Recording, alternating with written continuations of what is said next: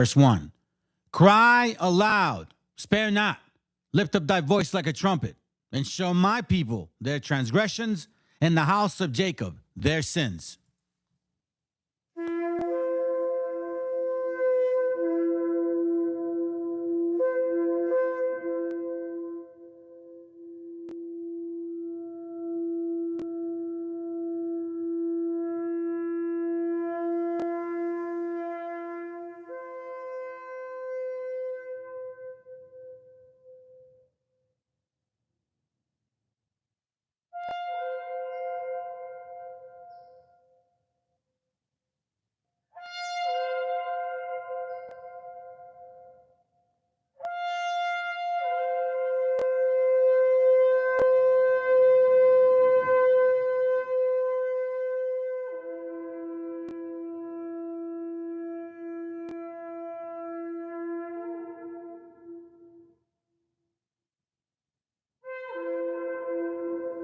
Copyright disclaimer. This content does not belong to Bible Chronicles or claim this intellectual property. The content provided today has and always will belong to the content owner. Bible Chronicles does not have any affiliation with the owner of this property. As mentioned, Bible Chronicles did not intend to make use of any material for the purpose of harvesting gain. However, Title 17 of United States copyright law states material in use can only be done when it's for theological or general educational purposes, and thus Bible Chronicles believes that this principal material falls under fair use, which honors protection under Section 107 of the same U.S. copyright law.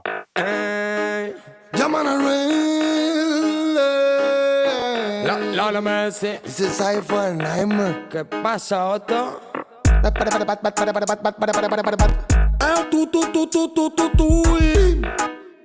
It's original. Yo, watch no.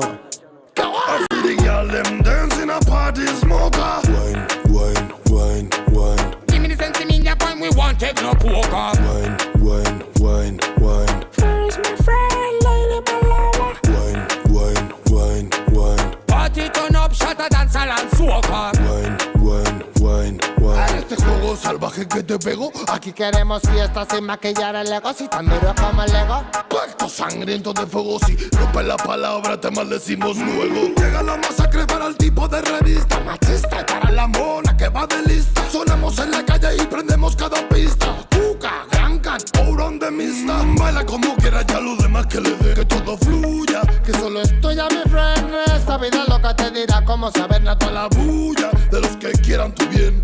Canta y buena será para todo aquel que quiera. Menos violencia temeraria para cualquiera. Brilla como una estrella en esta vida bella. Somos hermanos que borramos toda frontera. Rumba, suena la bomba que traemos los soldiers. Gimme, gimme, gimme, gimme some. Esta penumbra que hasta que tumba, solo modo hardcore. Bombs away, Hey, bombs away. Charma, pasa mal run. Smoking at the ear, beer with a bun. We no pop my lid that we no text no. Girl wine for me now, mulya no plow. But bitch they a but we no girl clown. Run quick forward, bunny straight show. Up in your belly say me can't take it out. Can't test way dark, better just slow. Batman no ronca. No es mis pies al camisa, sino al camisa escolta. Monta la bici rica, monta.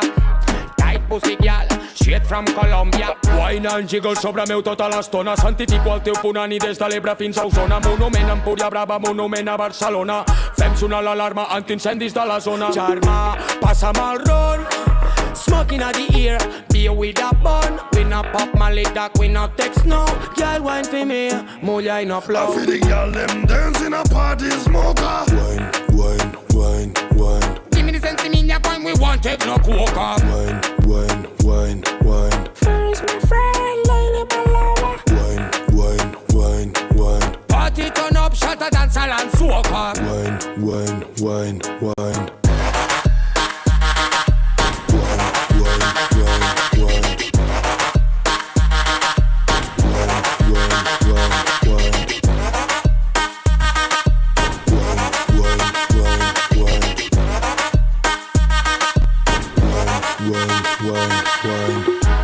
Lo de esa gata ritual, porque el danzar la posee. De junta con de cristal, pero su IG no me lo sé. Luz de neón blanca nunca, lila como el pelo de Turanga. Bossa blanca, suena bunga. En un baguial pa' que rompa. Sabe que sube mi tensión, pero esa asesina no tiene corazón. nueva guial pa' que rompa.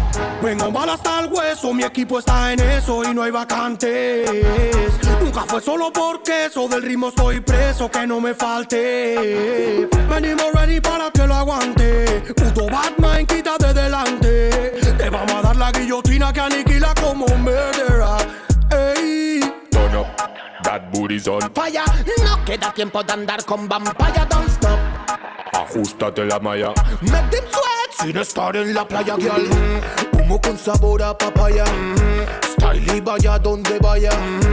Todos los dreadies van pa' allá. Scooby, reggaeton saltraya. Y backshot to backshot, we tele to telele. Esto no lo ves por la tele. Corre, ve y dile a tu frenene. Vente que nadie te frene, tu nenene. Sunscrews del Mediterráneo. Tot underground soterrani. Them never run away, man no le entra el panic. Le da igual pa' ya el que se rani. Pasamos revista aquí como la milili. Soundman del palo y kilili. Mr. Gran Campeón, nigga, cucape. Son lo que son y no son. Son unos I feel wannabe. the girl them dance in a party smoker. Wine, wine, wine, wine, Give me the sense in your point, we want take no coca. wine, wine, wine, wine, First my friend, lady palava. wine, wine, wine, wine, Party turn up, shut a dance and soca. wine, wine, wine, wine.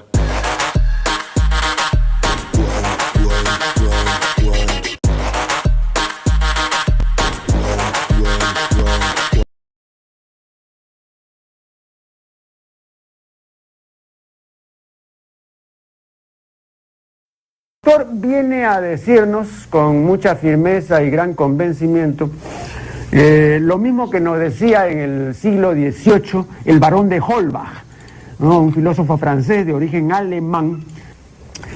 Si nos remontamos al comienzo, entonces hallaremos que la ignorancia y el temor crearon a los dioses. La fantasía, el entusiasmo o el engaño los adornaron o desfiguraron.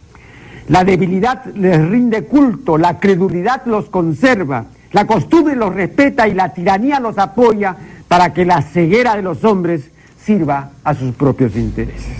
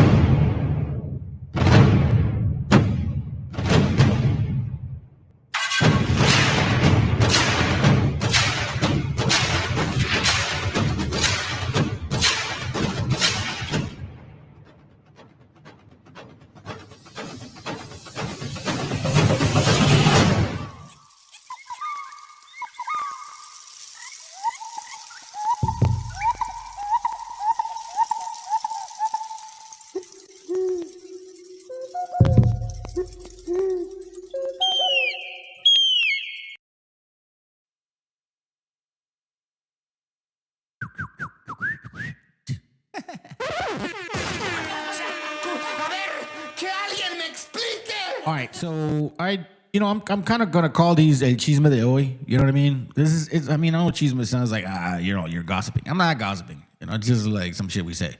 A ver el chisme, güey. Como dice la hermana, platican el chisme, pues. Platícame el chisme, pues. You know what I mean? Like, platícanos el chisme, pues. So the chisme of today.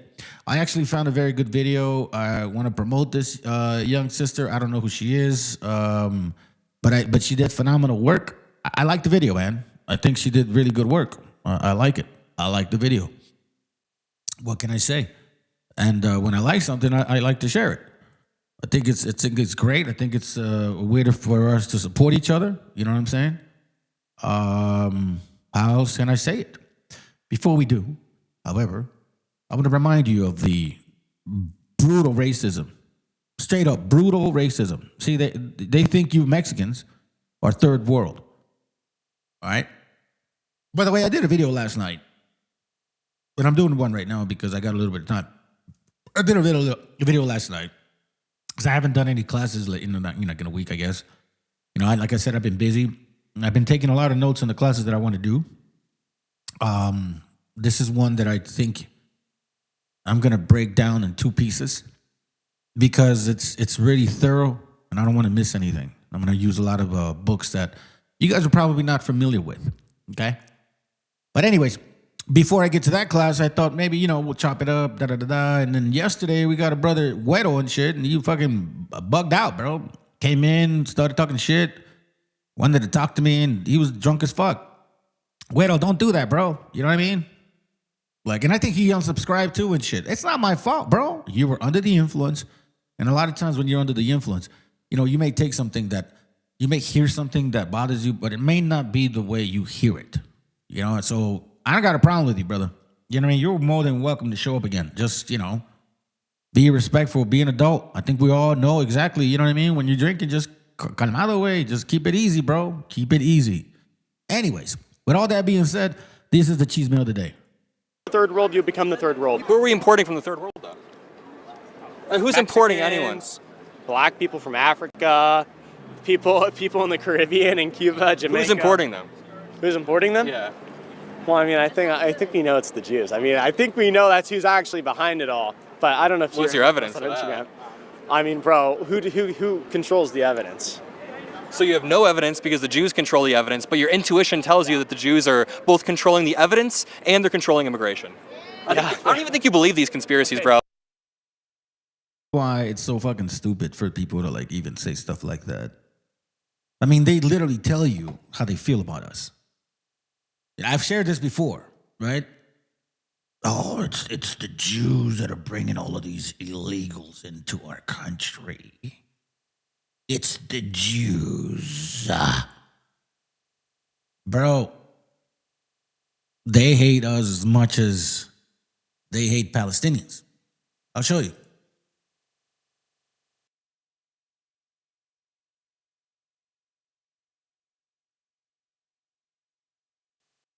Que es un criminal sionista, lo digo abiertamente, que es un criminal sionista, lo digo abiertamente, él apoyó a Trump y es íntimo de Netanyahu. Entonces, cuando llegó Netanyahu a Dallas, Texas, que había un grupo de judíos o israelíes, no sé cómo se diga ya eso, le decían, oye, ¿por qué persigues tanto a los palestinos? Y les dice, los palestinos son para nosotros los israelíes lo que los mexicanos son para ustedes en Estados Unidos.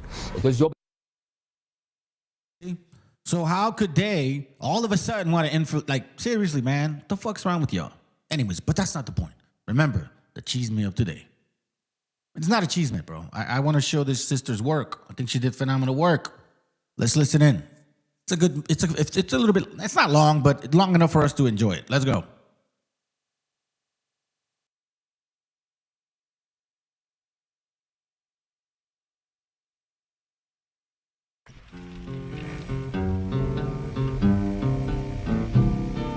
I'm Christy Nome, the United States Secretary of Homeland Security. Thank you, President Donald J. Trump, for securing our border and putting America first. If you are considering entering America illegally, don't even think about it. Let me be clear, we will hunt you down. Criminals are not welcome in the United States. If you try to enter illegally, you will be caught. You will be removed, and you will never return. If you leave now, you may have an opportunity to return and enjoy our freedom and live the American dream. Strong borders mean a stronger America. President Trump is making America safe again.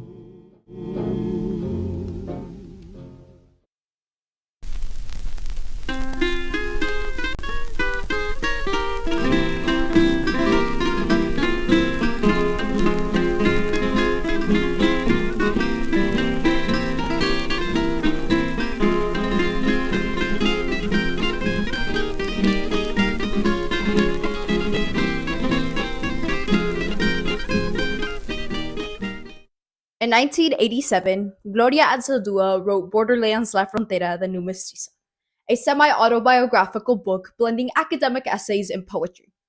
In Chapter 1, Anzaldúa described the US-Mexico border as a 1,950-mile open wound, a place where the third world grates against the first and bleeds.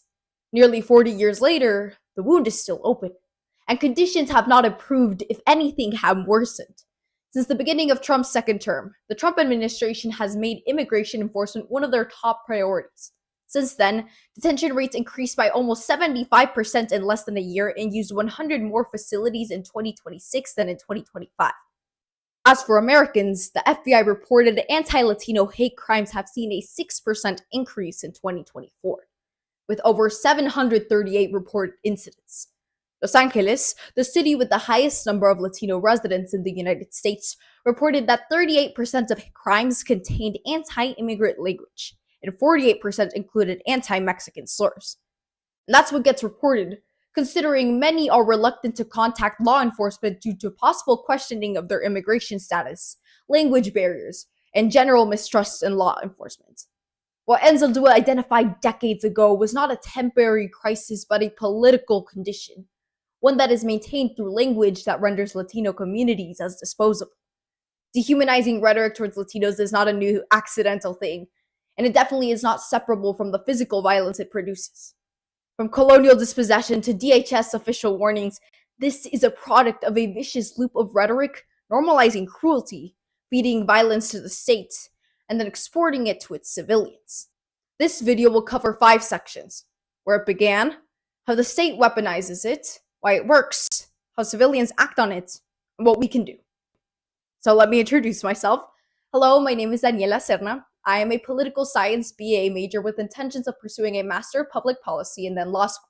I'm currently a migration researcher, a political journalist, and a speech competitor. I wanted to start off my channel with this topic specifically because it has been the anchor of every academic work I've done in the past 3 years. Every paper, every debate case, every research project, it has circled back to this, so it felt right for me to begin here. Before we start, I would like to note 4 things. First, this video will primarily focus on Mexican immigrants because A, I myself am a Mexican immigrant, so that is what I'm most familiar with and allowed to speak on. B, most migration data, particularly from the 60s to 90s, is skewed to overrepresent Mexican migration and excludes Central and South Americans. Douglas S. Massey published a research paper called An Evaluation of International Migration Theory, the North American Case in 1994, explaining this if you are interested. And C, Mexico statistically is the country of origin most Latino immigrants in the United States in general are from, considering our geographic proximity, and is followed by Venezuela, Cuba, Colombia, Honduras, and Guatemala. Over 11 million residents are Mexican-born and consist of 57% of the total Latino population in the United States, according to the Migration Policy Institute. And that leads me to my second point. On my second point, not all Latinos are monolithic. Not everyone is Mexican. This is a huge generalization around Latino immigrants. And then my third note. There will be discussions of the indigenous origins of Mexico. However, not all Mexicans today are indigenous, and not all indigenous people are Mexican or even related to Mexico. As a Purepecha woman, it is very important to distinguish this and remember that Mexico is still a settler colonial state to its own indigenous people today. In my fourth and final note, I want to give a very specific shout out to the debate team, Shawnee Mission South AZ from the 2023 to 2024 season. They ran critical affirmatives that introduced me to this literature for the first time, and I genuinely do not think I would be making this video without them. That's where it all started. So without anything else to mention, let's start.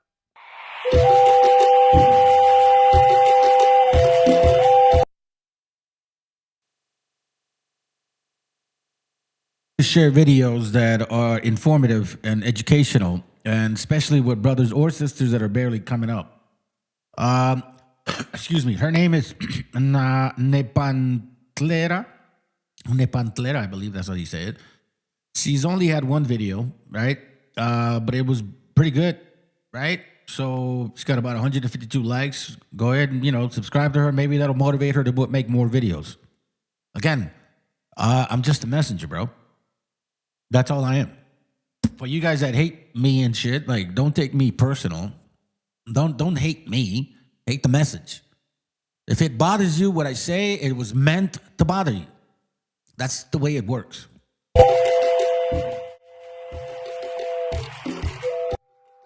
To live in the borderlands means you are neither hispana, india, negra, española, ni gabacha. Eres mestiza, mulata, half-bred, caught in the crossfire between camps, while carrying all 5 races on your back, not knowing which side to turn to run from.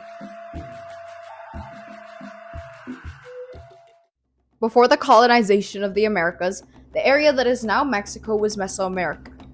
In 1428, the Aztec Triple Alliance, also known as the Tenochca Empire, was created consisting of 3 Nahua city-states, Tenochtitlan, Texcoco, and Tlacopan, to overthrow the Azcapotzalco Empire that dominated Central America. The Mexicas, whom we now know as the Aztecs, rapidly expanded after and created the tribute system to split goods, labor, and sacrifices across the region. These cities were huge and advanced, with Tenochtitlan having 200,000 people alone. It was one of the largest cities in the world at the time. In 1519, Hernán Cortés landed on the Gulf of Mexico near present-day Veracruz, marking the beginning of the Spanish conquest. The Mexica Empire collapsed by 1521, and the Spanish created the Mestizo race to categorize and divide in this new system of power.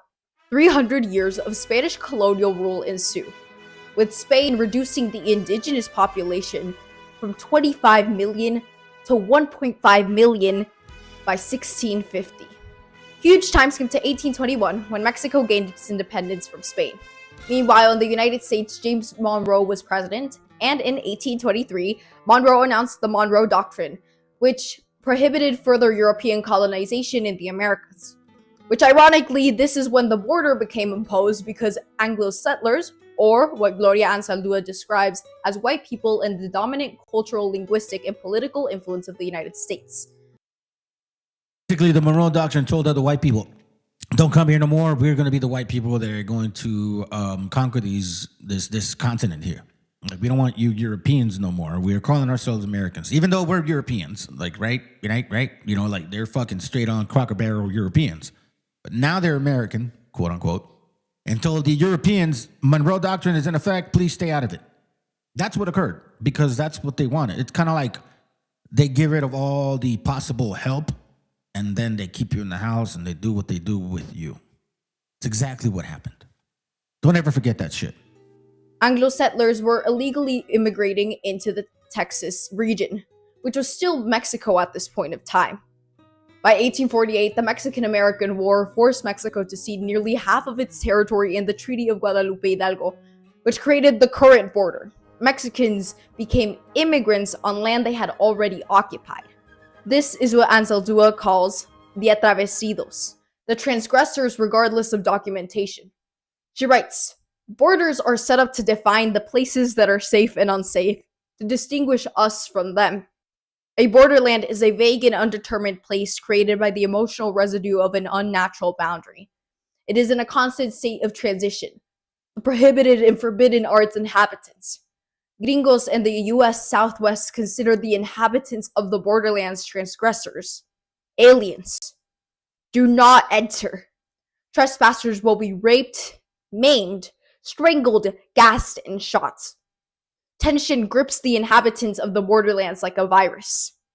When the border assigns who counts as human and who is a threat, it's the process Argentine philosopher and scholar Maria Lugones describes and toward a decolonial feminism, dehumanization and active reduction to continue the colonial project.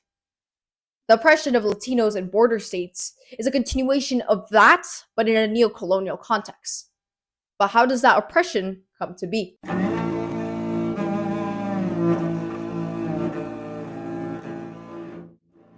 To live in the borderlands means put chile in the borscht, eat whole wheat tortillas, speak Tex-Mex with a Brooklyn accent, be stopped by La Migra at border checkpoints.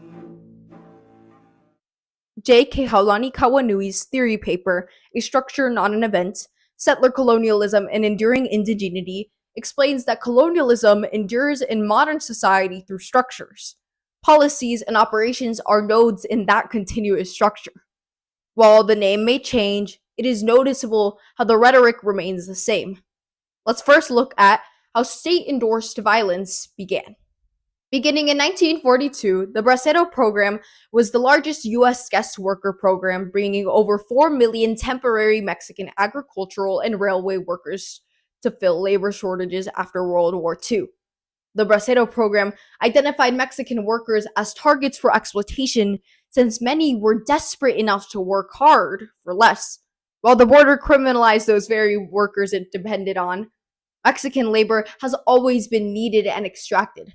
The program also caused the agricultural dispossession of Chicano landowners, the devaluation of the peso, which in turn led to even more migration from Mexico, and the expansion of maquiladoras, manufacturing plants in Mexico with the parent company's administration facility in the United States. In 1954, Operation Wetback deported more than 1 million Mexican workers, many that were brought here by the Bracero program in the first place, and even targeted U.S. citizens of Mexican descent.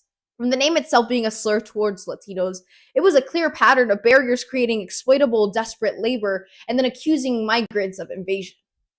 While the Bracero program ended in 1964, the Immigration Reform and Control Act of 1986 introduced employer sanctions measured by the illegal and illegal binary in the workplace. Then in 1993, Warakuya, check it. I'm sharing a video that this sister did. She's actually newer to YouTube, but she did pretty good, man. She's like, you know, she's college educated, whatever.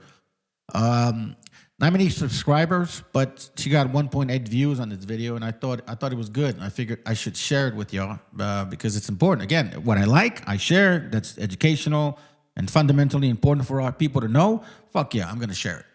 Operation Blockade, Yeah, as much. Just go back and then come up. Renamed Operation Hold the Line, became the first border enforcement strategy that stationed Border Patrol agents directly on the border to stop unauthorized crossings right there, instead of waiting to detain them once they were in the United States. Wayne Cornelius's Death at the Border explains that while it initially reduced migration, after some time, migration returned to its same numbers. Migrants found different ways to enter, but the conditions simply increased the danger that came with migration, since heat exposure and dehydration made death massively common. Rather than opting to facilitate the process of legal migration, policymakers chose to design death traps in their policies. This strategy continued into 1994 with Operation Gatekeeper in San Diego, where military troops were stationed at the most trafficked crossing, again pushing migrants into the Sonoran Desert, and then the death toll increased dramatically. The border became legal too in 1994, with California Proposition 187, which stripped undocumented immigrants of healthcare, education, and social services. By now, invader, freeloader were ingrained in the vocabulary of the LA news media. The bill was passed but blocked before implementation. A dangerously close call. Following 9/11, security in the United States became dramatically more restrictive. In 2002, the Department of Homeland Security was created, followed by Immigration and Customs Enforcement in 2003. Immigration enforcement was now fused with counterterrorism rhetoric. Excuses of national security became the new economic threat. In 2000, that's why it's important to look at those timelines. Look at 1942 all the way to 2002. 1942, the Bracero program. U.S. imports 4 million Mexican workers. 1942, remember, this is World War II shit, okay? And then, once they, quote-unquote, disque ganan, right? It was actually Russians that did the fucking work, not these fuckers. All of a sudden, now they're like, fuck these Mexicans. We're sick of you damn beginners, bro. You guys are taking our jobs. You mean the jobs that you couldn't do while you weren't here. And now we're taking those jobs, even though we've been doing it for 10 plus years or more. Remember, keep in mind, the Bracero program started in 1942. Raza, we're very loyal, dedicated to our job, okay? It's very rare that we jump around and shit, unless you just, you know, I don't know. Typically, Raza doesn't jump around jobs. You know, we'll last like five years minimum, you know what I mean? A lot of us go like 10 plus. So this right here tells me that you started the Bracero program, people are established, they have their families, they're working hard. All of a sudden now you're like, Operation Wetback, fuck these Mexicans. Talk about disgusting, bro. Talk about that shit. Look, listen, I don't care if people don't want to listen to what I got to say. It doesn't matter to me no more. At this point of my age, my life, like, you think I give a shit? I had what? 2 people unsubscribed yesterday because apparently they got emotional with me. Like, that's how stupid people are. You get what I mean? At least this is the moment I get to fucking just express how I fucking feel, man. Because a lot of times I'm just busy at work.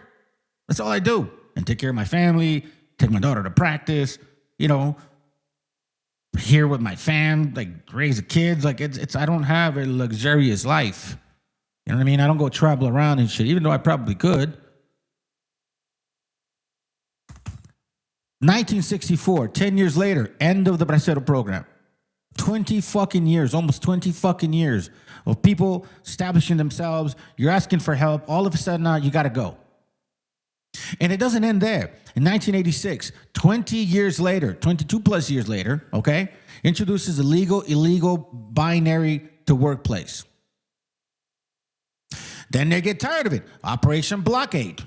First prevention through deterrence. You see, they need the help, then they don't want the help. They need the help, then they don't want the help. They're like that sloppy, fucking problematic girlfriend that you have, that she don't want you, and then she wants you. That she don't want you, and then she wants you. Bro, you Cracker Barrels are disgusting to me because this is what you are. Again, I don't care. I don't care anymore. It doesn't matter to me. I don't care. You got motherfuckers don't even listen anyways. You either listen, if I was a Moreno or a Gringo, you guys would be listening to me, but I'm not.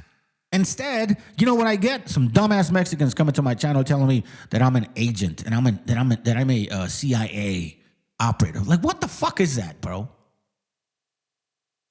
1994 Operation Gatekeeper. Once again, migrants pushed into the Sorona desert death spikes. A lot of our people have been dying in the desert for a long time. 1994 California Prop 187. Strips undocumented immigrants of healthcare, education, social services, pass, block. Boom, done. 2001. National security reframed to refuse immigration enforcement. I'm sorry, reframed to fuse immigration enforcement with counterterrorism. So now they call us terrorists. DHS created 2002 immigration under a national security agency for the first time. 2003 ICE created, and now they're shooting people. Yeah, go for it. 2010, Arizona proposed Senate Bill 1070. The Show Me Your Papers Act, because it legalized racial profiling. It was mostly struck down by the SCOTUS in the 2012 Arizona versus the United States case because it violated the Fourth Amendment that prohibited stops and searches based solely on race. It only upheld stop and check laws, meaning states could assist in enforcement even if they can't independently criminalize undocumented presence. In 2021, Operation Lone Star was put into action by Texas Governor Greg Abbott, costing over $11 billion. The initiatives aim to combat drug trafficking by adding razor wires to the border and mass arrest undocumented immigrants. Then in 2024, Arizona created Proposition 314, which allowed the state to arrest individuals suspected of illegal border crossing and criminalized state-level illegal entry. It passed, with some parts of the law applying now, but it continued the Senate Bill 1070 logic with updating framing. And that leads us today with the 2025 SCOTUS case. Over this real quick. 2003, ICE created. 2010, Arizona SB 1070, Show Me Your Papers. You know, they only look at certain people to be asking it. Are they going to ask a negro? Show me your papers, Negro. Show me your papers, Cracker Barrel. Show me your papers, Asian. Maybe they'll ask an Arab. But they're not gonna ask a negro or a white person. You know that shit. They're definitely not gonna ask a black person. Like, what the fuck you asking me for my papers, motherfucker? You know, that's what they're gonna get. What do you expect? But you know what? You know what's so funny, family? Every single fucking fake ass person that comes to my channel and tries to claim all of a sudden, oh, you guys aren't the real Jews. You guys don't fit the curses. Are they chasing you, Negroes? Are they deporting you, Negroes? Are they putting you in jail? Not for crimes you committed, just because you look raza? Who is this happening to? And in what land? Didn't the Bible say that that would happen to those people? Didn't the Bible say that, look, I'll show you real quick, just for you guys in case you don't know. It says on verse 43, the stranger that is within thee shall get above thee very high, and thou shalt come down very low. Thou shalt beget sons, verse 41, thou shalt beget sons and daughters, but thou shalt not enjoy them, for they shall go into captivity. Oh, really? How many captivities is that? Bracero program, you don't get to see your kids. They go to work. Then they get arrested. Then they get deported. Then they get treated like shit. Come, we need your help. Get the fuck out of here. Come, we need your help. Get the fuck out of here. Come, we need your help. Get the fuck out of here. Come, we need your help. Get the fuck out of here. Come, we need your help. Get the fuck out of here. Come, we need your help. Get the fuck out of here. Get the fuck out of here. Get the fuck out of here. Oh, we need your help, by the way, while you're getting the fuck out of here. Noam versus Vasquez Perdomo's 6-3 decision that allows ICE to detain people based on their... She brought that up. So now, 1942, Bracero program, that means, you know, we need you Mexicans to work because white people ain't going to do this fucking work, right? September 2025. Now they can detain you based on your ethnicity, location, and language. Basically, the way you fucking look. If you look Mexican, if you have an accent, or if you live in LA, then you're going to be deported. You know, in 2001, that's when they started this whole immigration bullshit, like regarding terrorism, and then judging you based on the way you look. Because, you know, when, like, for example, who typically tends to bomb themselves around other people, right? Arabs. So then now they base it on the way you look. So when I know you guys didn't think of this because it wasn't happening to you, but if you look like an Arab and you're about to, you know, go on board a plane, they really look at you sketchy. You know what I'm saying? So then none of you motherfuckers cared about the way they were looking at them. Now there's a law that says because of the way you look, if you look Mexican, if you sound Mexican, or even if you live around Mexican motherfucking people, that gives me the right to pull you over and ask for your papers. Ethnicity, location, and language. ICE's increased presence in Americans' glaring disapproval of ICE have put them at the center of the public eye recently since January of this year. On January 7th, Renee Nicole Good, a 37-year-old mother and poet, was fatally shot by an ICE agent during an encounter on Portland Avenue South in Minneapolis. The killing quickly sparked protests and national debate over the conduct of federal immigration officers. Less than 3 weeks later, on January 24th, Alex Pretty, a 37-year-old ICU nurse at the Minneapolis VA hospital, was shot and killed by federal agents during another confrontation in the city, prompting even more federal civil rights investigations and renewed calls for accountability. As if brutality on the streets wasn't dystopian enough. So, hey, what up, B-Side? Good to have you here, bro. Thanks for posting that other video, man. The guy was fucking drunk yesterday. No, hey, I don't got no anger towards you, Wedo, if you're listening, bro. I don't have anger towards you. You were drunk last night. I get it. Just check your shit, man. You know what I mean? Check your shit. We're all adults, bro. Like, trust me. I'm gonna be 50 this year. I'm gonna be 50 in a few months. And one thing you learn as you get older is just like, man, you just let shit go, bro. Like, you don't even let stuff bother you no more. Like, you just fucking let it run down your shoulders and shit. Ain't no point in trying to argue with people. Now, you want to talk to me, I'm not afraid to call you. Like, that's one thing you guys need to understand. If you want me to talk to you, I will talk to you. I am not afraid to talk to you. You know what I mean? Like, but I'm not doing that because, oh, I think I'm better than you. No, I'm just not like that. Like, no, let's talk. Whatever. It's all good. You know what I mean? But don't be aggressive. Don't be a dick. You know? And if somebody says, hey, man, I don't like you calling me that name, just fucking accept it, bro, and just move on. Don't get all fucking emotional. You guys are fucking too emotional. Raza is too fucking emotional. You know what you should be emotional about? This shit right here. How come you don't give a fuck about this right here? You got people saying, oh, you Mexicans, you guys are Neanderthals. You guys are Mongolians. We were here before you. And then when I share with y'all, you guys are the Hebrews of the Bible. Nah, we're not those people. Nah, we're... Shut the fuck up. Who is this happening to? Verse 32 of Deuteronomy, thy sons and thy daughters shall be given unto another people, and thine eyes shall look and fail with longing for them all day long, and there shall be no might in thy hand. If you are a parent and they take your fucking child, or they fucking take your child, what the hell are you going to be longing for? Longing for them. And there's nothing you can do because they're going to take your kid. Who is that's happening to? It ain't happening to negros. Ain't no black people getting fucking arrested like this unless they committed a crime. That's the only fucking reason you end up in jail. They don't just actually put you in jail because you look black. No, that happens to us. They put us in jail because we look raza. And then you can't claim that supposedly we came here, stole this continent from you, and your diet, and your clothing, and your language, and all this other fucking shit, and then the curses as well. Fuck up. Get out of here, bro, with that shit. Get out of here with that shit. Bro, you guys show up to my channel and start talking some serious stuff, I will talk to you. How come you guys never debate me on any of these topics? You want to debate other people that are what? Why you run to them? Come over here, get this fire, bro. Invite me to your channel. Let's see if you guys are fucking serious. Or is it because I also speak Spanish and you just don't know how to handle that shit? Because I come at you in English and in Spanish with some fucking historical facts. Biblical shit. Biblical shit too. No, that's why you guys are afraid.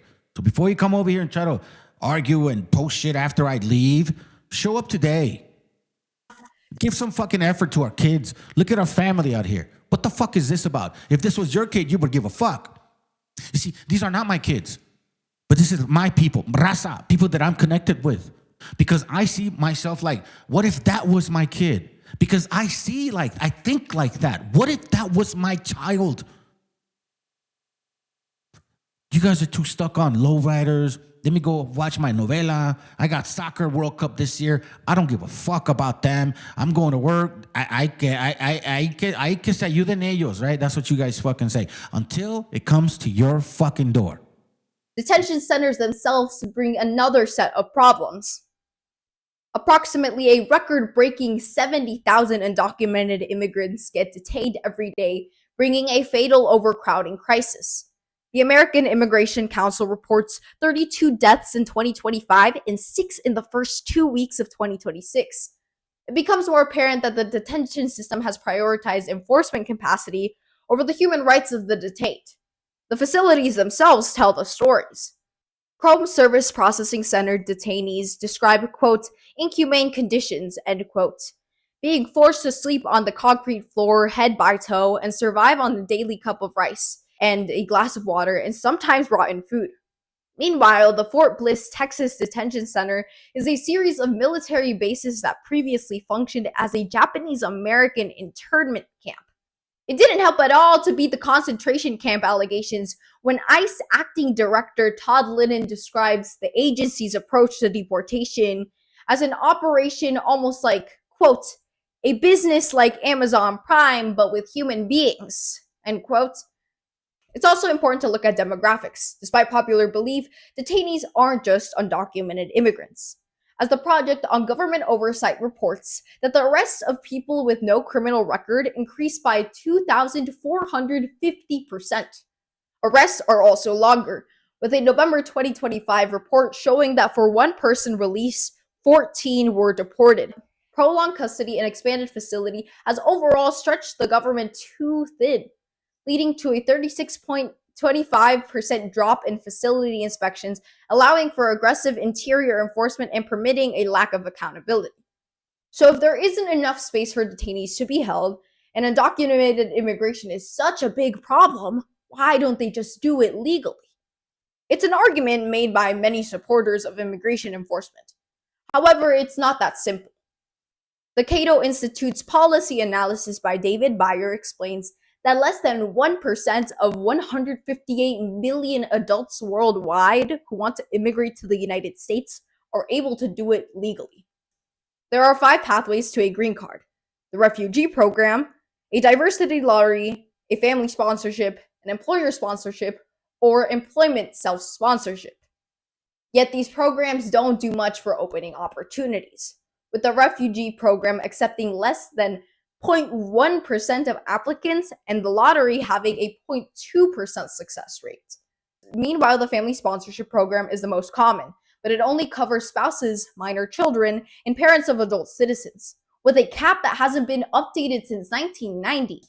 This makes other relatives face waits that stretch decades, with applicants dying before their visa is approved. On the other hand, the other two methods through the employer sponsorship only hire 1 in every 1,500 applicants. When reading the legislation, it's apparent that legal immigration is not a line people can simply choose to start in. For the vast majority of people, it does not even exist as an option, because immigration is forbidden unless you fit a very narrow category. Okay, wait. So ICE is committing police brutality, detention centers don't have the capacity to hold the people they detain safely, legal immigration is even harder to achieve, and 6 out of 10 Americans agree that ICE has, quote, gone too far, end quote, according to a 2026 Politico poll. Why hasn't anything been done? The answer always leads back to money. When Trump funded ICE with $75 billion under the One Big Beautiful Bill Act, he granted them immunity through a financially stable backbone of steel. ICE can act with almost no repercussions because threats to force accountability like a government shutdown don't affect them. Air traffic controllers and TSA agents instead suffer the cuts, which then forces reform advocates to fold during negotiations in Congress. This is why no negotiations have been achieved. A prime example is Representative Pramila Jayapal and Adam Smith's Dignity for the Detained Immigrants Act, a bill that has been beat on the debate floor in 2021, 2023, 2025, and now 2026. As the American Immigration Lawyers Association explains, this bill calls for a strict shutdown of mandatory and profit detention centers and the prohibition of family detention. ICE supporters obviously don't want to accept that, but less severe reforms have also been rejected by Congress. Take Senate Bill 627. It prohibited ICE officers from wearing masks or any disguises. It was then blocked in February. Congress's stalemate to produce humane conditions demonstrates American Immigration Council's senior fellow Aaron Raiklin Melnick's description. This is a system built to produce deportations, not justice.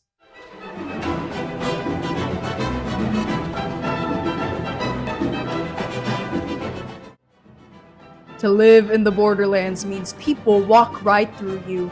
The wind steals your voice. You are a scapegoat, the forerunner of a new race. While it may be easy to name in which ways the state oppresses, it's harder to pinpoint how it is allowed to. Kyla Wazana Tompkins Biopower explains the work of African theorist Achille Mbembe in Necropolitics. This is when the sovereign states define life chances through violence against marginalized communities. The disappearing of Indigenous and Latino people is how these systems are designed to work. The state then enforces necropolitics through Michel Foucault's power knowledge, the production of knowledge by authorities to shape certain perceptions.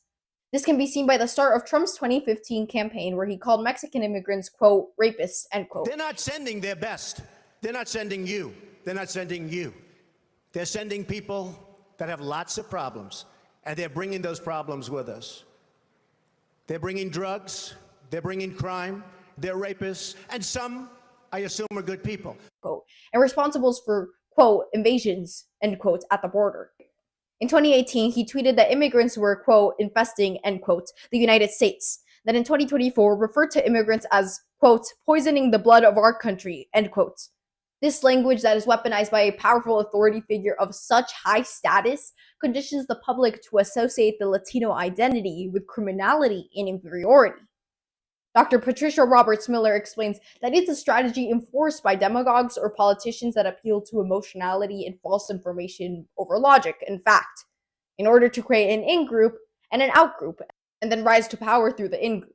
This pattern is not new, as seen by former Governor Huey Long, who blamed the wealthy for the poor's misfortune in Louisiana, and Father Coughlin, who pinpointed the Great Depression on Jewish people. This mechanism does not require the demagogue to believe what they say, only requires an audience that is willing to. The demagoguery works in part because it lands on a group of people that has already been primed. Scholars Celeste Watkin-Hayes and Elise Kowalski trace how deservingness frameworks have historically been used to justify denying groups access to state resources on basis of who they are. Latino immigrants have been constructed as the new undeserving. They were framed as a population marked as morally lacking and a drain on resources that they were never meant to access. But this framework is not new, and it is not unique to Latinos. In 1976, Ronald Reagan based his election campaign on bringing welfare reforms. However, to build support for those policies, he would describe the people leeching off the system. Yeah, all the way Deuteronomy, brother. Warakuya, good to have you here, bro. All the way. But yet, they still won't hear it. It's like, hey, bro. Okay, verse 32. Deuteronomy 28:32. Thy sons and thy daughters shall be given unto another people, and thine eyes shall look and fill with longing for them all day long, and there shall be no might in thy hand. The fruit of thy land and all thy labors shall a nation which thou knowest not eat up. Did you guys know these fucking people before 1492? No. And thou shalt only be oppressed and crushed always. This doesn't apply to Negroes. They fucking help white people.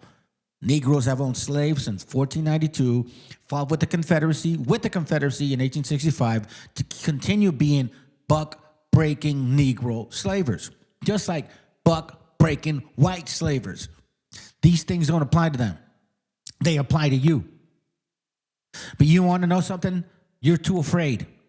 It's something like in you, like it's like you were raised wrong. It's like your parents don't like you, so you can't imagine your parents liking you. So you can't imagine God liking you. So you're like, well, no, I'm just a simpleton. You know what I mean? That doesn't apply to me. It's got to be to them. No, it's fucking talking about you. You. No one else. Infamously, Reagan described a welfare recipient who had, quote, 80 names, 30 addresses, 12 social security cards, end quote, and was, quote, collecting veterans' benefits on 4 non-existent diseased husbands, end quote. This became the welfare queen, a black woman he convinced voters was lazy and gutting the system in order to... Same talk that's going on today. Que alguien me explique. It's the same shit they say. Welfare queen, Mexicans, illegals, you guys are all eating up the fucking da-da-da-da-da-da-da-da. Yet the majority of people that are on EBT are fucking Cracker Barrels. Dirty white rednecks that marry their cousins and sometimes their sisters. And sometimes they even have kids with their own kids. And then they complain if the kid wants to abort the kid because they're all pro-life. To justify gutting social programs that millions of people depended on. He used her in speeches repeatedly, but she wasn't real. She didn't need to be because her archetype did the work regardless and continues to today, perpetrating racist stereotypes about African Americans and fostering resentment towards them. The invader language does the same work now. These perceptions can also be cultivated through media. George Gerbner's cultivation theory determines that heavy media exposure causes slow normalization and shapes perceptions of reality, especially... I want you to pay attention to that. Exposure to meta. What is meta today? Facebook. Exposure to media, okay? Coding and storage. TV world, attitude, facts. They feed you what you want to feel, what you should think, how you should act towards the people that you see in media. Direct experience, hardly any. Personal communication, y'all don't like to talk. You don't even know your own. Listen, this is the only country, right, that doesn't know their neighbors. If you go to almost every other country tends to know their neighbors.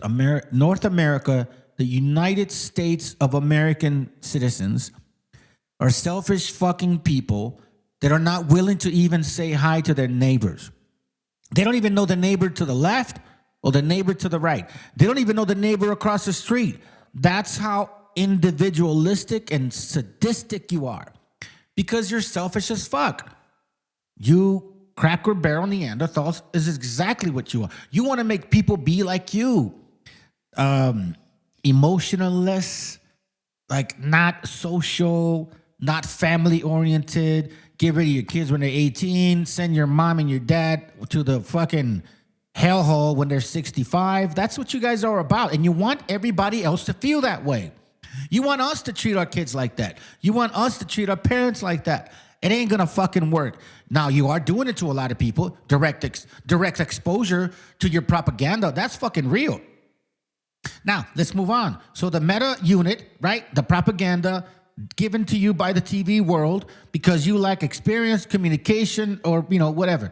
And the other medias, they provide that for you. Perception as closed remote. Perception is reality in your eyes. What you perceive. So the media tells you, hey, man, Mexicans, beaners, pigs, wetbags, we got to get rid of them. They're drug dealers, whatever, all this and that. And then that's what you conceive. What you perceive is what you conceive. The real world, attitudes and facts. Those sources, attitudes and facts, don't come from you. They come from what you've been exposed to. And then there comes the judgment about the so-called real world. But again, it's all the perception. The real world in your perception is not the real world that we're looking at. You fucking bastards said, oh, we're the greatest people on the planet of the earth, while you're robbing and stealing and eating up all the resources of other nations. How can you be the greatest fucking civilization if you need to rob and steal from other nations? You can't be the greatest civilization if you need to rob and steal from other nations. It just doesn't work like that. So you're not the greatest civilization. You are the poorest. You are the most disgruntled, mostly affected by, you know what? This right here. You are collateral damage. And your leaders don't give a fuck about you guys no more. Now you want us to be sheeple with you. Now you want us to, oh, it's the Jews that did this. Bro, they've been telling you for years that they've been running this shop. Have you not seen the movies? Boiler Room. In the 80s, they did a lot of shit. Man, they always talk about these. Dude, I'm watching movies, right? I like watching movies because I know they're entertainment. Like, I understand that. But I like watching movies. And it's like, bro, they've been telling y'all for years that, Jews run the shit. And they gave you the shit. And they're the ones that told you to hate Mexicans. Like, did you forget what I shared? Do you not know who funded Donald Trump? All of a sudden, these right-wingers are like, oh, I can't believe he took money from the Jews. Oh, really? Who funded Donald Trump? And who's been telling you guys to hate us? Who's been telling you guys to hate us? I'll tell you right now who's been telling you to hate us right now. I'm going to show you right now.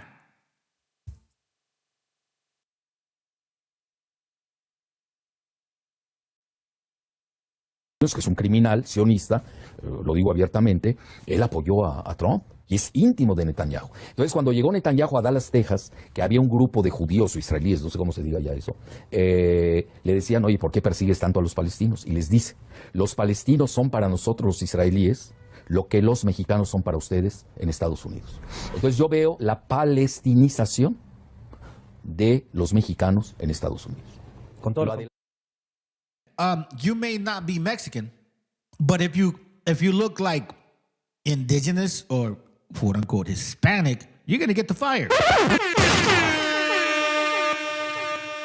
Right, Guaracuya says the majority of poor Anglo receive the most benefits. They are lazy and should contribute if they are true patriots to America. Nah, they're not. A lot of times, here's the thing about them. They're not actually physically disabled. They'll say that they have depression. And I know this because, I used to sell insurance to people, life insurance. And one of the questions you ask them is like, are you on disability? And blah, blah, blah. And they're like, yeah, I'm in disability. I'm like, are you receiving benefits? Yeah, I'm receiving benefits. And then you don't ask them why. You just kind of go through the questionnaire. Like, have you been diagnosed with this? And they're like, nope, no cancer, nothing physical. But then they'll say, well, I'm on disability because I'm on depression. I'm taking depression medication. And you're on disability, you're getting disability income. Yes, I'm getting disability income because I'm on depression. That's what it is. Seriously. A lot of you motherfuckers in the red states do that shit. I'm not lying. Instead, they are lazy cunts who want to stay useless and want all the benefits while minorities groups get nothing. Yeah, I know that shit. The Anglo-Saxon American is the great gatherer who heaves about nothing. Yeah, bro. I like that one. Let me get that one. I think that's Obadiah. Is it Obadiah? I believe it's so. Let's see. Yep, it is. You know, it says here, the vision of Obadiah 1:1. It says, thus say the Lord God concerning Edom, Idumea, the Anglo-Saxons.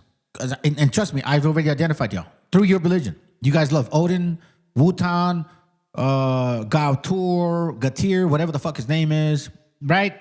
Kaz, the deity of the Edomites. That's a German deity. The deity of the Edomites is Kaz, and that's them. It's talking about them. We have heard a rumor from the Lord, and an ambassador is sent among the heathen. Arise ye, and let us rise up against her in battle. Behold, I have made thee small among the heathen, and thou art greatly despised. That's why you motherfuckers, nobody likes you here no more. Nobody likes you no more. It says, the pride of thy heart hath deceived thee, thou that dwellest in the cliffs of the rock, whose habitation is high, that say in their heart, who shall bring me down to the ground? Now, verse 5 says, if thieves came to thee, if robbers by night, how art thou cut off? Would they not have stolen till they had enough? If great gatherers came to thee, would they not leave some grapes? Good verse, bro. The heavy media exposure causes slow normalization and shapes perceptions of reality, especially amongst modern audiences. It's the resonance phenomenon, as he calls it, where the pre-existing fear, in this case, created by Trump's rhetoric, is now intensified by repeated exposure and absorbed by viewers as truth. This is how rhetoric scales from political speech to everyday discrimination to mass violence.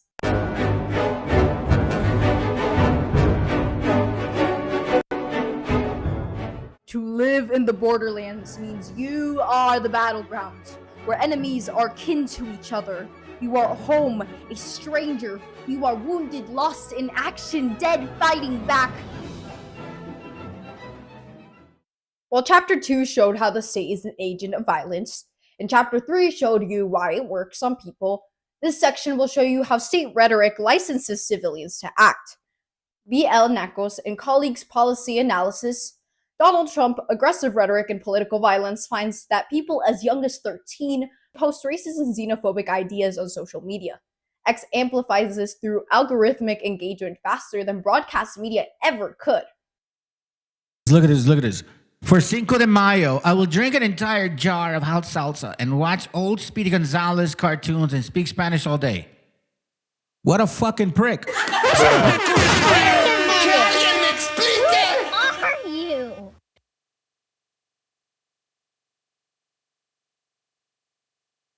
For 4th of July, I'm just going to go to Cracker Barrel, eat some stale-ass potatoes with stale-ass meat.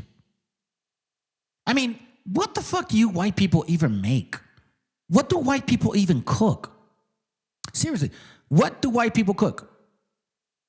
I want to know. What is your cuisine? What is that? What is your famous plate that we should all be fucking so supposedly looking forward to? I think I know that verse, bro. Proverbs, is it the one about the oh no. But this one's good too, by the way, in case you don't know this. In this chapter, Proverbs 6. Is it this one? Hold on. I'm gonna read yours real quick. Or maybe it's Rock 6. It doesn't matter. Thank you, bro. I appreciate that. Proverbs 6:17. A proud look, a lying tongue, and hands that shed innocent blood. That's them. And heart that deviseth wicked imaginations. Like, for real? Feet that be swift in running to mischief. A false witness that speaketh lies, and he that soweth discord among brethren. Because, technically, they are our brother. Technically. I appreciate you, Joe, for sharing that. Technically, they are our brother, But this is what they're about. Cinco de Mayo, I will drink an entire jar of hot salsa, watch old Speedy Gonzalez, and speak Spanish all day. Who the fuck are these white Cracker Barrels, bro? Like seriously. Let me see. For 4th of July, I mean, it's, man, I don't even want to say it because fuck, dude, that's fucking gay, bro. But it's their custom. You know, the Romans, they're pederast. They're catamists and shit. So it's like for me saying, for the 4th of July, I'm gonna be the pederast and I'm gonna be a catamist. For the 4th of July, I'm gonna be a pedo. For the 4th of July, I'm just gonna continue not taking showers and wiping my ass because like that's something that Cracker Barrels don't like. You know what I mean? And then I'm gonna speak English all day because I want to be white for 4th of July. For the 4th of July, I'm going to drink ale, dance with no rhythm, talk like I came out of the ground like a mushroom.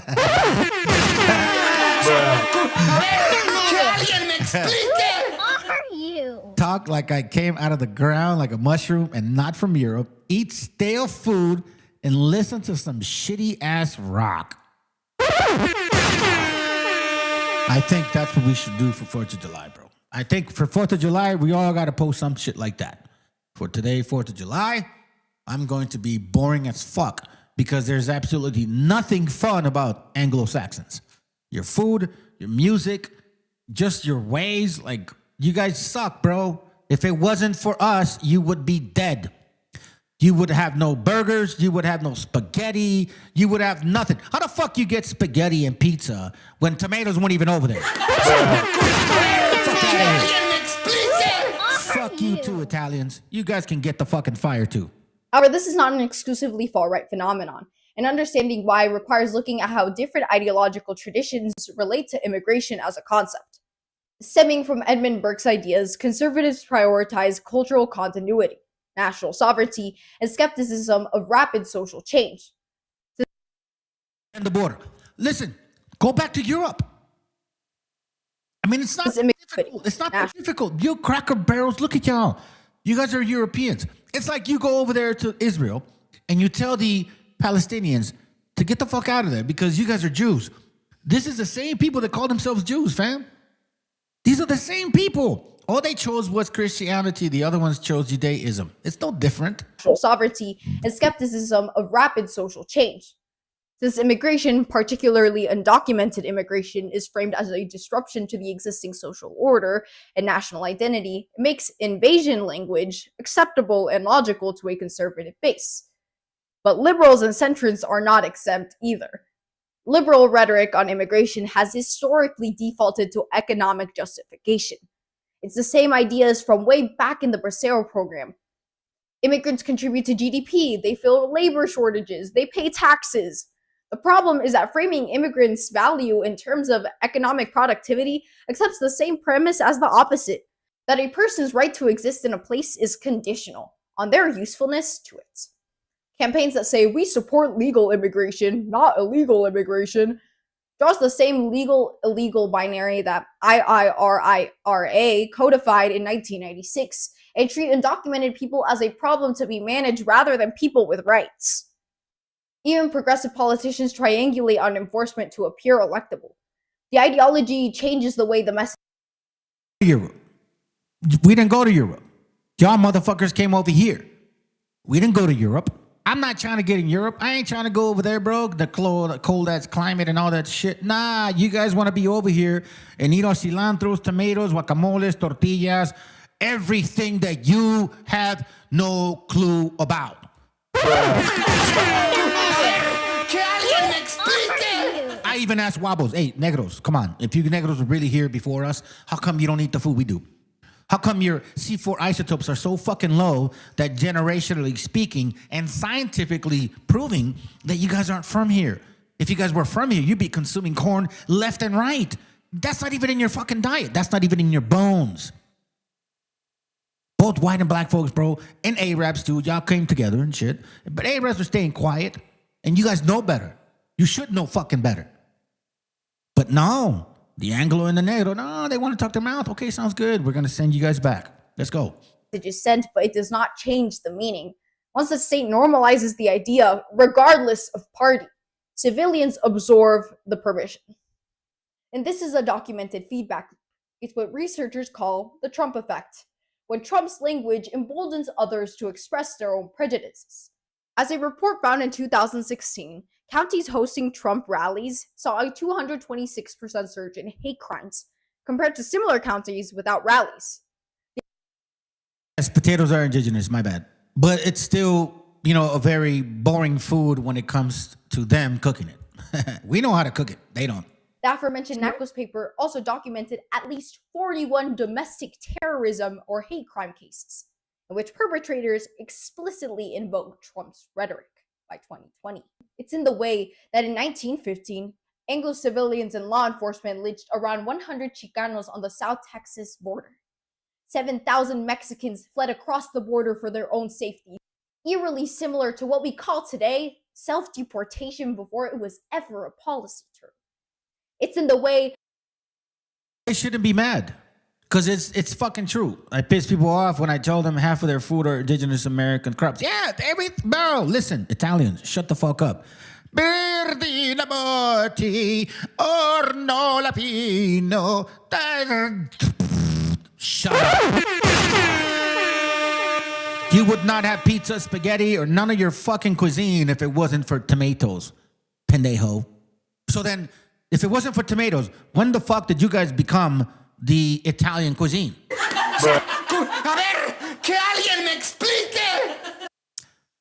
Spaghetti was not invented until y'all came here. Pizza was not invented until y'all came here. Seriously, what the fuck? We made everything.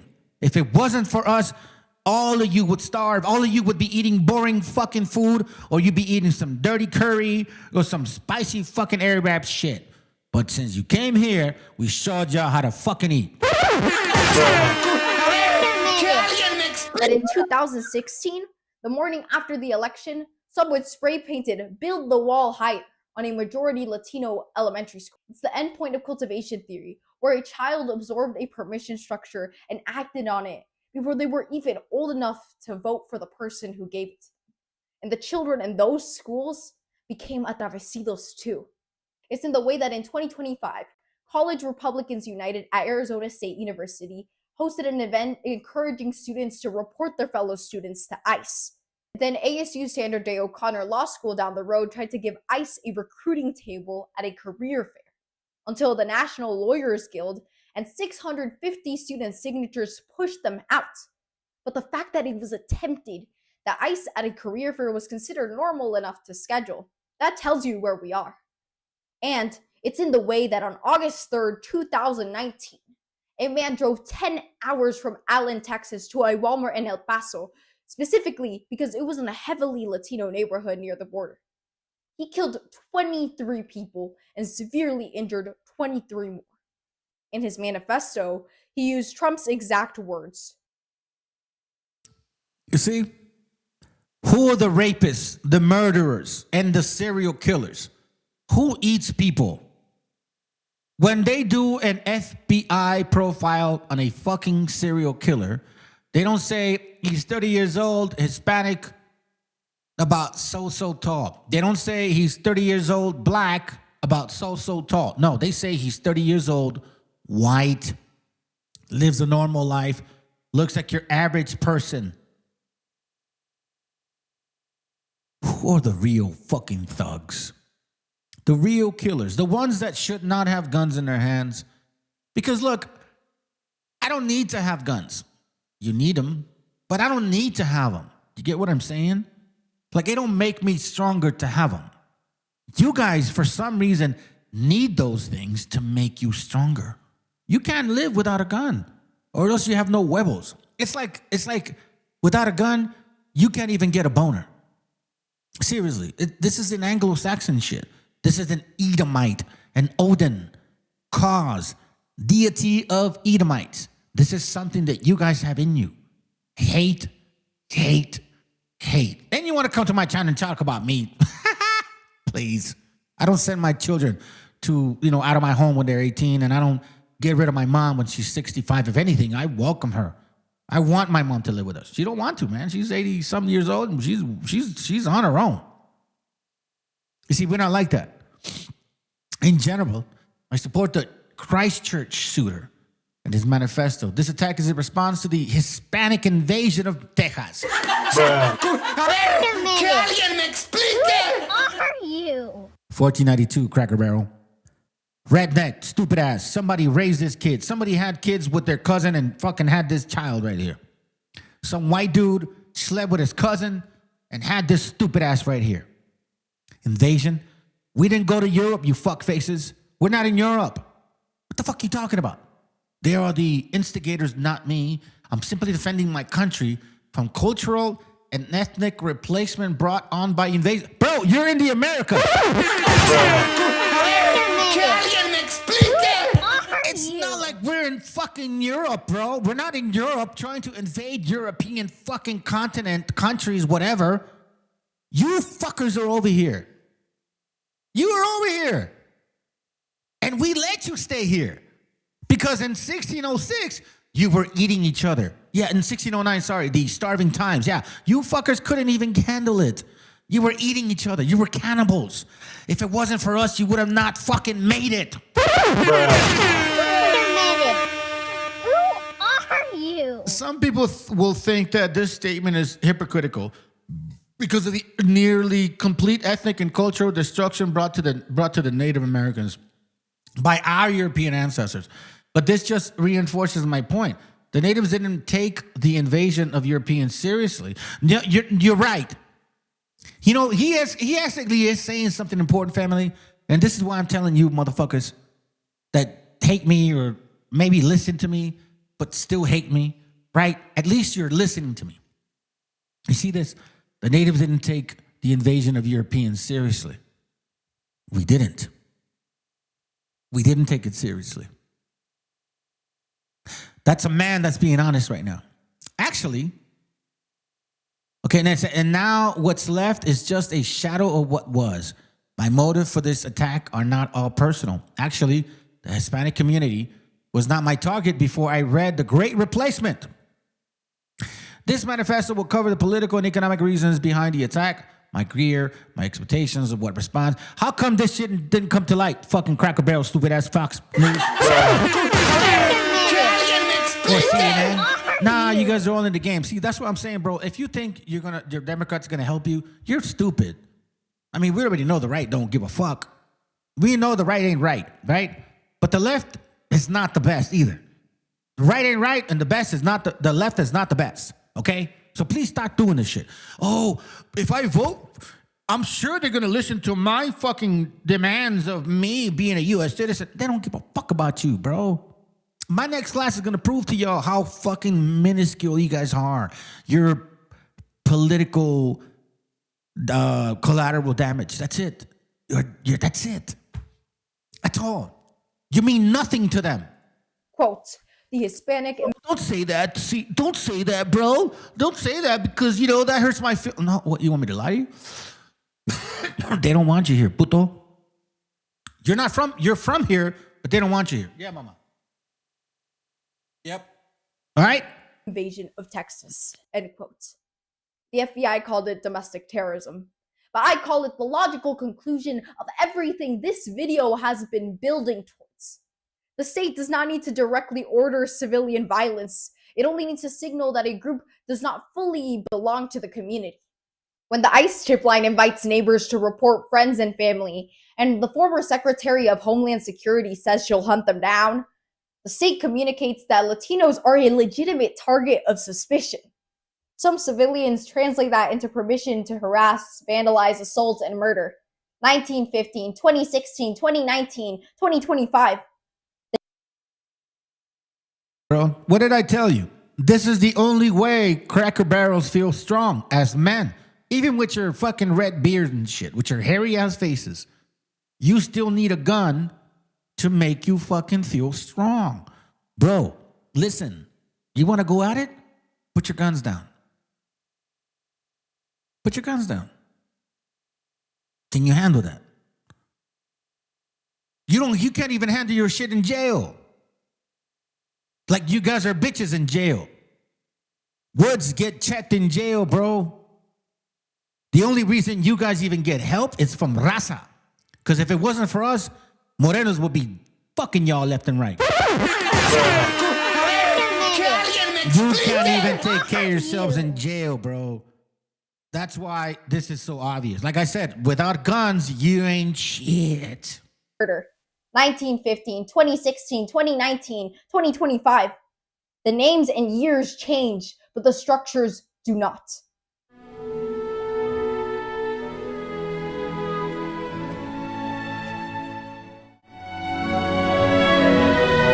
To survive the borderlands, you must live sin fronteras.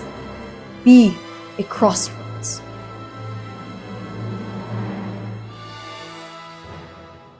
If I'm being honest, after everything I've covered in this video, solutions feel almost impossible. These structures we are up against have been built over centuries and won't get dismantled with a singular cycle of news. Instead, I'm giving you a starting point, not a solution, because it also won't come down if we don't do anything. My first call to action is to reframe the information you consume. It is particularly important in two categories: immigration news and immigrant experiences. For the first, consider that migration news are overinflated. A sociologist and geographer, Hein de Haas, debunks in his book How Migration Really Works. Most migration is legal in the United States, with only 23% of it being undocumented. The crisis narrative is manufactured to justify a control apparatus that benefits from the labor that it criminalizes. Reframe immigration policy that it is built on control rather than safety. This distinction matters in advocacy, journalism, policy debate, and public conversation. As for the latter, when you do encounter immigrant communities, do not universalize it. University of Monterrey researchers Barbara Martinez Cairo and Emanuela Buscemi further emphasize in Latin American decolonial feminisms and theoretical perspectives and challenges that the universalization of Indigenous and Latino people heavily contributes to reestablishing settler colonial ways in discussion. For example, Afro-descendant communities have their own needs and agenda. The universalization of their struggle into Western frameworks reinforces that erasure. The model for resistance is a coalition that requires actually knowing each other, not just knowing about each other. And see, that's an important point, man. I have brothers that I've communicated with for years now. Waracuya is one of them, bro. Appreciate you very much. Let's see, who else is here? Who else? I thought I saw somebody else here. Anyways, I've known Waracuya. We talked on the phone a couple years already, man. And you know what? It takes time to get to know people, but it's the point to get to know people.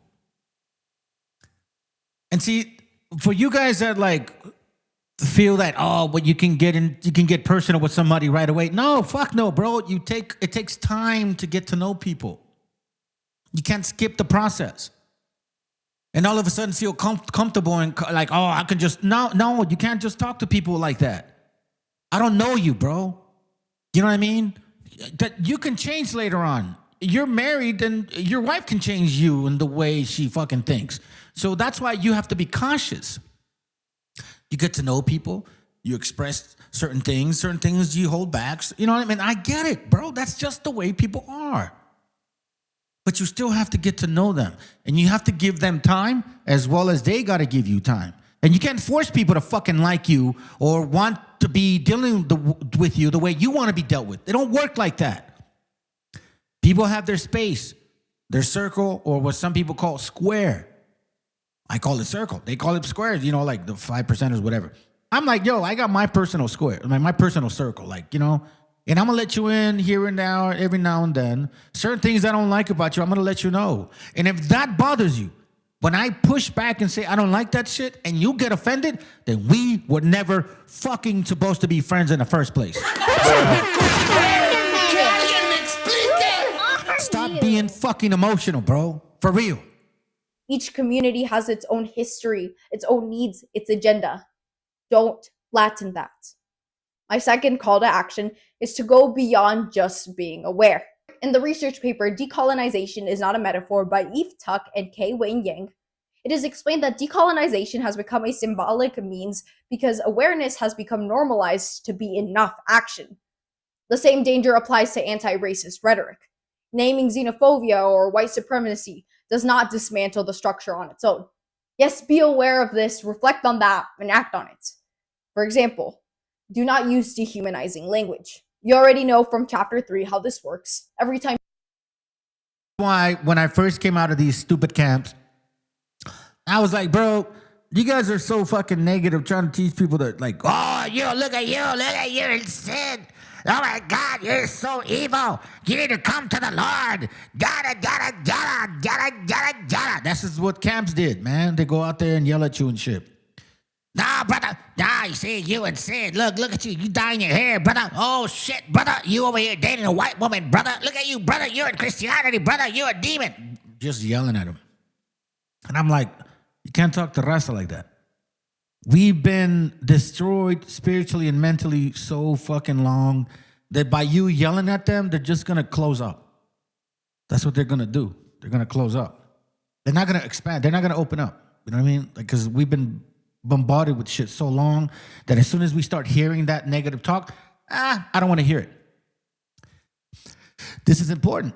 About half of Hispanics hear racially insensitive comments and jokes from relatives and friends. This is a consistent basis. So, like, that's why I don't raise my kids so they can be fucking around with each other, like calling each other names. I don't like that shit. I think that's demoralizing. I think when you joke around with each other and make fun of each other, like, oh, look at you. Nah. In reality, it does bother you inside, as a kid especially. So as a kid, we've heard a lot of shit. You know what I mean? Like, I didn't really deal with, oh, look at you, you're all darker skin. No, those are my brothers. I had a couple brothers that were darker skin. I wasn't like that. But I had freckles. So they would call me, kid you not, they would call me a foco de carnicería, güey. You know what that means? That means that they were like, because I had freckles, they were like, you're like a light bulb in a butcher shop. Because, you know, all the flies and shit, you know, they go up to the light and they shit on it. So that's why they would call me foco de carnicería, because I had freckles. So we get jokes and that type of talk, demeanor, talking down to shit, condescending. ¿A poco no sabes? What do you mean? You don't know that? Like, what do you mean? Wait, hold on. What do you think? I'm stupid? Just because I don't know it? So that's in our language because it was implemented by them. That's why when I came out of these camps, I'm like, bro, you can't teach our people like to like really grow within themselves. If you're talking down to them like, oh, you piece of shit, you guys ain't shit. No, you got to show them some love. Show them who they are. Show them our history. Show them our diet, our clothing, our folklore, our like, you know, our languages, similarities on those books. Why does it always have to be negative of Deuteronomy 28 because you were this bad? I already know I'm bad. How can I be good?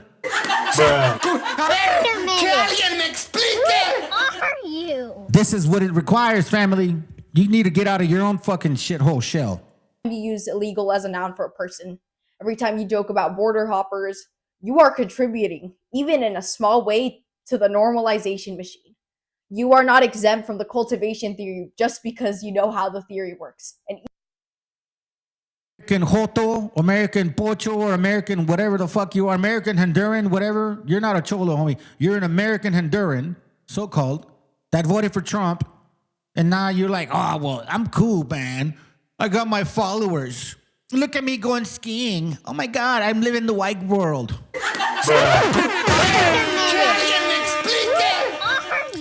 American Joto. Even if you are Latino yourself. My third call to action is to get involved politically. If you are eligible to vote, take it seriously. This is where I pause. Okay? I appreciate you, sis. I like what you're saying, but that's not going to matter. Not under the Anglo-Saxon power. Like if we had control, yeah, I could probably agree with you. But not under the Anglo-Saxon power. In Arizona. Oh, somebody got offended because I called him out. American Joto. American Cholo. You know, the one that voted for Trump? That guy. If you guys are following him and you're hearing this channel, let him know that I said that shit. The deadline to register is 29 days before an election. You can also register in person on election day at your county recorder's office. It's basic, but call your representatives. The Arizona State Legislature has an active immigration docket right now as of April 5th, 2026. And here's some bills to watch out for. First, Senate Bill que pueda. Let's just get to the conclusion because she's talking about politics, right? So let's go. We're almost finished on this. Own. But together they can stop you from being a passive consumer of a narrative that was designed to make you feel like nothing can be done. Mientras uno está vivo, uno debe amar lo más que pueda. La mayoría de los niños de Honduras en lo que ya desde que crecen ya traen eso de ay, voy a los Estados Unidos. God bless America. Sea Chile, Argentina, Uruguay, Paraguay, Bolivia, Perú, Ecuador, Brasil, Colombia, Venezuela, Guyana, Panamá, Costa Rica, Nicaragua, Honduras, El Salvador, Guatemala, México, Cuba. These should have left Honduras out, bro. Right now, bro, Hondurans right now are like on the lowest of the totem pole. Because a lot of you motherfuckers are just like Cubans, like the brother said. I seen a pattern with a lot of Honduran Americans who are like right-wing Cubans of Central America. Yeah, they are, bro. Like straight up acting like that. Well, you know, I can't even fake the accent, dude. How the fuck can you fake it, American Cholo? How can you fake sounding like raza, act like raza, and they get offended when we call you out that you're not raza? And then you go vote for Trump because you're offended because Marvelous called you because you're not raza. So you voted for Trump because of Marvelous. Marvelous, man. You made him vote for Trump, bro. República Dominicana, Jamaica, Haití, las Antillas, United States, Canadá, a my motherland, mi patria, Puerto Rico. Seguimos aquí. ¡Ahora sí! Tirar más fotos de cuando te tuve, debí darte más besos y abrazos las veces que pude. Ey, ojalá que los míos nunca se muden. Y si hoy me emborracho, pues que me ayuden. Tirar más fotos de cuando te tuve, debí darte más besos y abrazos las veces que pude. Ojalá que los míos nunca se muden. Y si hoy me emborracho, pues que me ayuden. I want to end with J.K. Haulani Kawanui's words. Indigenous people exist, resist, and persist. The people I've been talking about for the past however many minutes are not defined by what has been done to them. The atravesidos, the mujer indocumentada, the Chicano farm worker, the family waiting at the border, the kid at the elementary school. The 1,950-mile open wound is not the whole story. As Ansel Dua wrote, the borderlands produce something too. A consciousness born from having to hold contradictions that the people in power never have to. We spend a lot of time waiting for the right leader, the right moments, the right Supreme Court, the right election, waiting for the next Malcolm X or MLK to come save us. But I've been studying this long enough to know there is no one coming. It's only us. But that is not a reason to be afraid, but rather to encourage us to decide what to do with what we know. There are no heroes coming. We are all we have. I like that she said that, bro. There are no heroes coming. We are all that we have. And you're right, sis. They are doing it already. But you know what's making me upset is that raza, it's like, oh, it's okay. Pobres gringos. Oh, so you want them to do it to you. We're almost done. You hear a lot about Mexicans immigrating to the US for a better life, but a lot more Americans are moving to Mexico and commuting across the busiest and one of the most heavily scrutinized borders in the world every single day to get to work in the US. Like 5 hours. I've waited the maximum. I've done 4, 5, and 6 hours of work. You need to start deporting. México tiene que estar deportando estos pinches gringos, güey. Mexico needs to start deporting these cracker barrels back to this country over here. We want them back. We want these cracker barrels back over here. Do not let these white people over there in Mexico family. Get them back over here.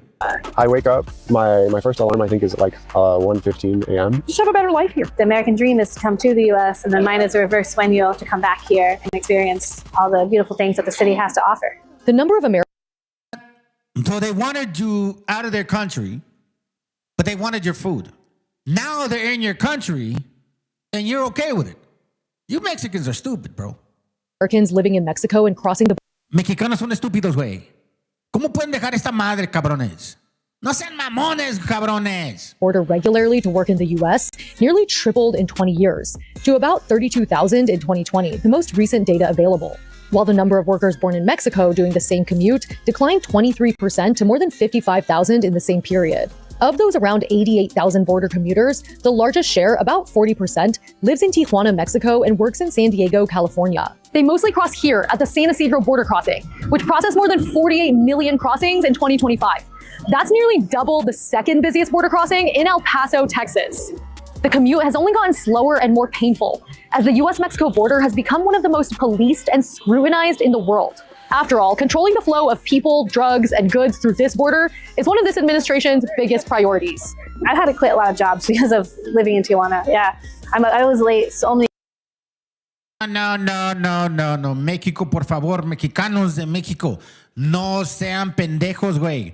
Deporten esos pinches gringos back over here.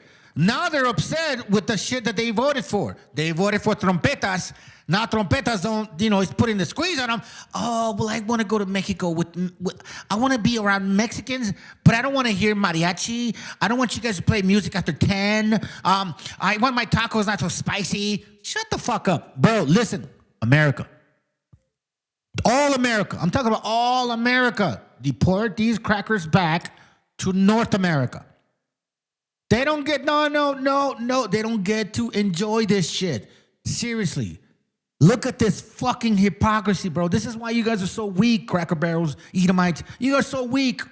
You come to this continent, complain about us, kick us out, and then you want to move in where we're already in because your shit's getting expensive. So you don't like to actually struggle a little bit. No, you want it easy. You see that little chunk right there in your neck? That means you're enjoying life. That means you're like having your beers and food and shit. That means you get a blade and you don't give a fuck about nothing because, I'm living the Mexican life. Deport these Cracker Barrels back to North America now. Times. In this video, I'll show you the extreme lengths more and more Americans are taking to have a better life in Mexico. I'm Helen, and I'm a former CNBC video journalist covering modern migration trends. Before we continue, hit that like and subscribe button.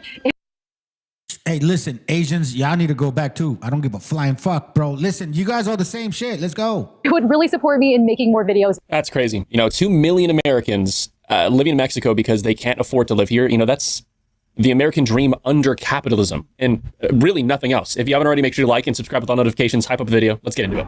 When the U.S. sends its people, they're not sending their best. Homeless European Americans. When United States of America sends their people to Mexico, they don't send their best. They send stupid fucking redneck, Cracker Barrel, crack addict, fucking inbred, stupid bitches. Motherfuckers that were married to their mom and had a kid and call their son cousin.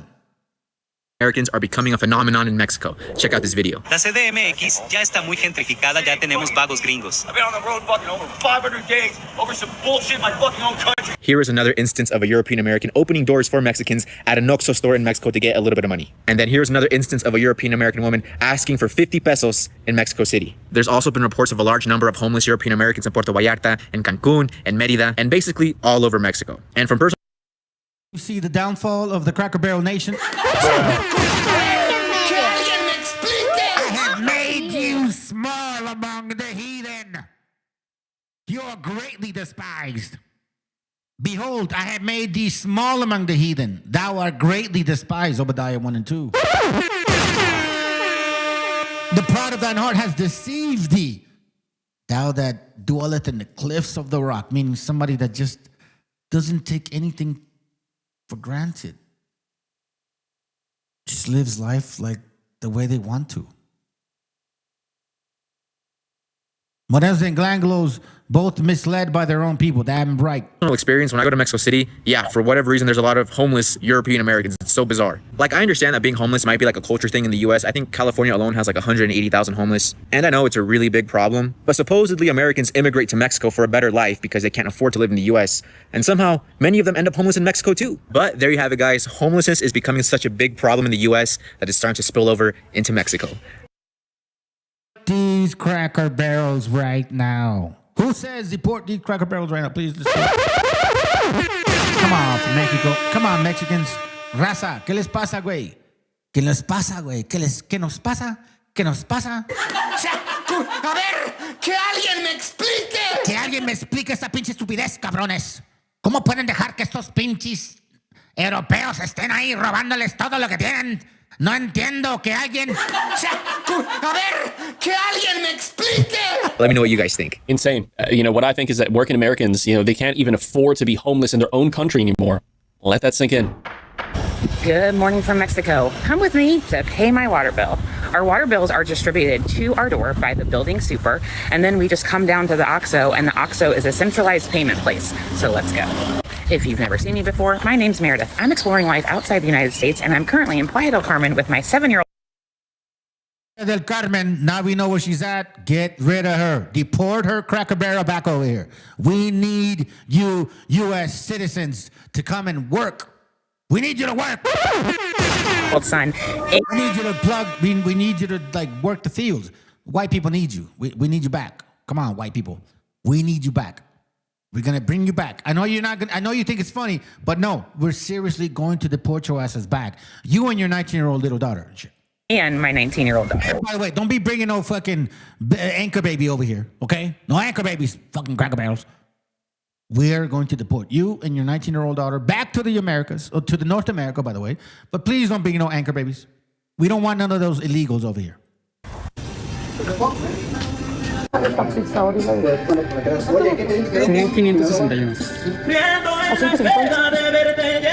Easy peasy. I got my payment receipt. My water bill was 545 pesos, and that was for a little bit over a month because I moved into my place on January 20th, and that went through the end of February. And 545 pesos transfers to about less than $27, $28. $27 for gas and electric, while we're paying $500 a month.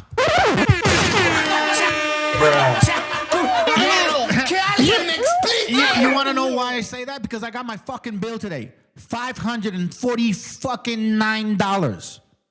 Well, this Cracker Barrel bitch who voted for Trump is paying $27. And then comes back to the country and says, fuck you illegal immigrants, fuck all you Mexicans, but I'm gonna go back home over there in Mexico and pay $27 a month on electricity and eat my tacos for like 25 cents. The most disgusting nation of people I've ever met in the entire world, bro. You guys are the most weakest, fakest, fuckest. My God, I don't even know how.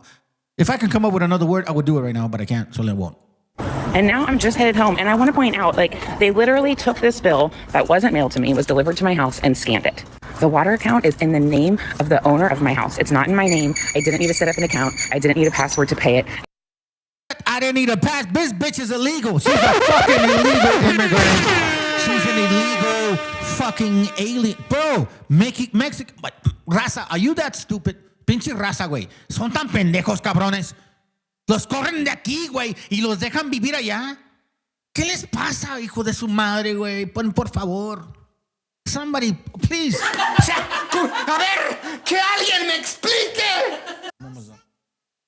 Sorry. See, even my daughter's mad. Let's go. I didn't need to set up electronic payment, nothing. I got this bill, I walked to the gas station, they scanned it, and I paid my 27 water bill for the month. Wow. I really love living in Mexico.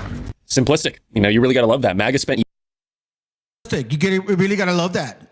MAGA's living an illegal alien life, complaining about illegal aliens, while paying for a $27 bill in a country where she's illegally an alien, while I'm a U.S. citizen, Mexican national, by the way, paying $549 a month in electric bill. Do you understand that now? This is right-wing America. Right-wing North America. Bro, you guys wanted these bills. I'm telling you right now, family, I got a bill today, $549 fucking dollars, just so I can keep my house air conditioned for an entire month. Make that make fucking sense.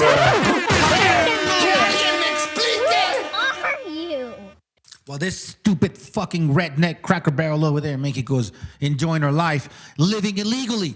How come you guys don't deport her ass? You Mexicans are weak, bro. Mexicanos son huicos. Mexicanos son huicos, güey. Pinches mexicanos, güey. You guys like to lambiarle las nalgas a los gringos, cabrones. Se los cogen todo el tiempo, güey, y luego permiten que les hagan esa madre, pendejos. Por eso me dan tanta lástima, cabrones. Son bien chingones con nosotros. Oh, Mexicans are Mexicans. You guys are hardcore. But, es que es una gringuita. O sea, no le podemos hacer nada. Porque tiene pelo güerito. Ojos verdes. Shut the fuck up. They're robbing you. Years calling Mexico an absolute shithole, for lack of a better word. She's calling them shithole. Cunt, y'all are shithole. She's around looking at you, stupid Mexicans. You guys are just dumb, fucking dumb Mexicans. Why? Because I can talk shit to you and then live around you and pay $27 a month of electricity when she should be paying $500 a month of electricity. And then she says to you, get the fuck out of my country, Mexicans, because you guys love to, live off the benefits. Is she not living off the benefits of paying $27 a month of electricity? Listen, family, $549 a bill today. Came today. Who's going to help me pay it? Where's the love, yo? And now they're bragging about $28 water bills down there. I mean, that's dang good. That's dang good if you ask me. I'm actually in the process of moving to Mexico. Yeah, I'm just like packing up, taking off. Why? Because I have the option. I have that. I have the good fortune that I have dual citizenship. I can go to Mexico. So, I can go down there. I can buy property. I can build the dream home 15 minutes from the beach for $10,000 down there. And people are going to say, oh, America's the greatest place. This guy wants to go to Mexico from America. What's wrong with him? When I was a kid, I went to Mexico for vacation. And back then, I was, they had third world conditions. Everywhere we went, there were like people asking for money. But now when you go down there, everything is new. No one's got, that citizens of Mexico now, regardless of whether they've lived there or not, I qualify for a pension. Yeah, but here's what I'm saying. People are thinking like America is better. You're saying Mexico. No. Listen. You don't qualify for a pension if you're a U.S. citizen, okay? At all. If you're a Mexican citizen and you end up moving back there, you can qualify for a pension. Not a so-called United States citizen, like, European. Y'all can't go do that. But if you think you can, guess what? Now the rhetoric is going to be, deport these white people. They're living off the benefits of us Mexicans. Deport these white people. They're leeches. Deport these white people because you know what? They're just like what the leftist wants. They just want us. They want to live off the chichi of the government. Isn't that what they were doing here already?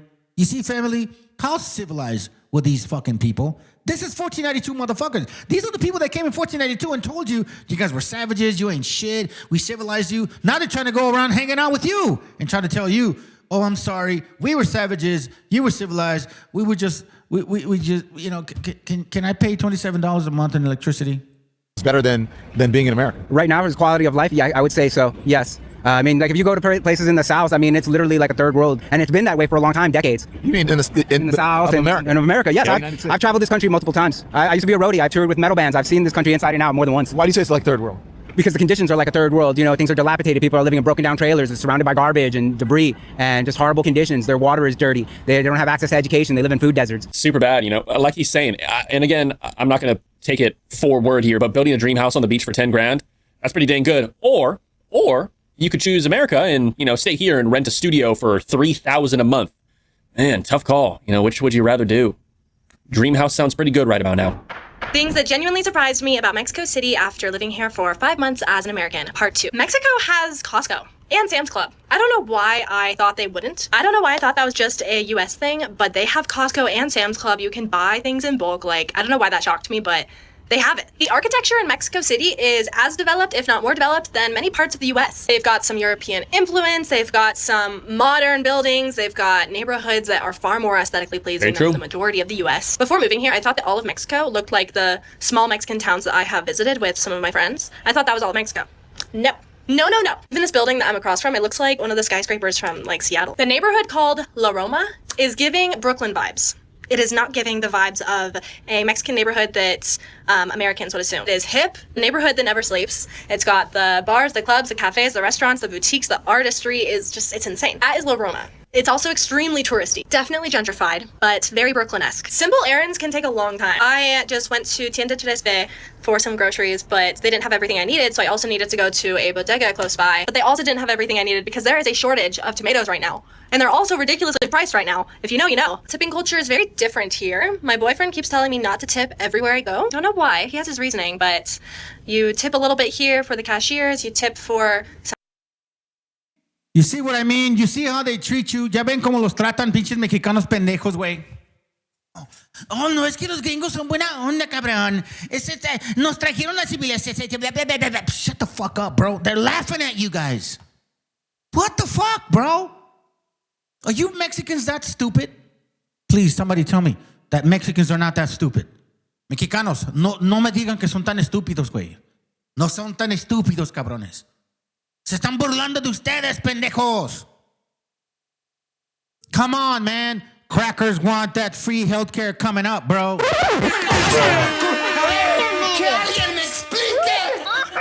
But you know what? You want to know something? I'm starting to realize, like, I guess not all people are the same, bro. I guess not all people are the same.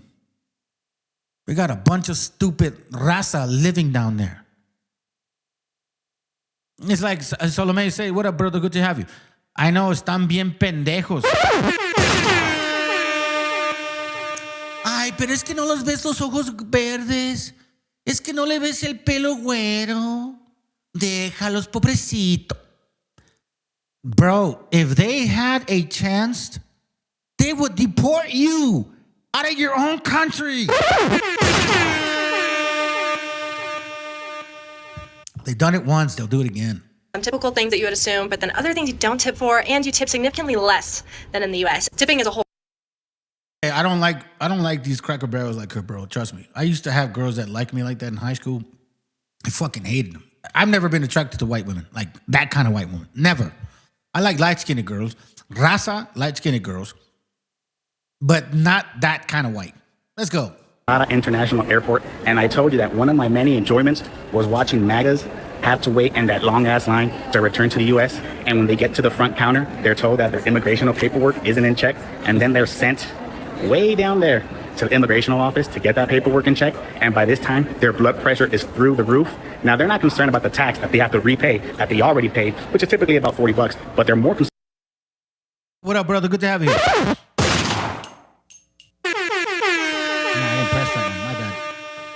Good to have you here, Shibalo. She says, so I've been working at Walmart for about 2 months, and on my second week working on the 3rd floor, I got called a black beaner by a Negroid. But anyway, shalom. Black beaner. That's a good one, black beaner. They didn't just say beaner. They said black beaner by a black guy. Hold on.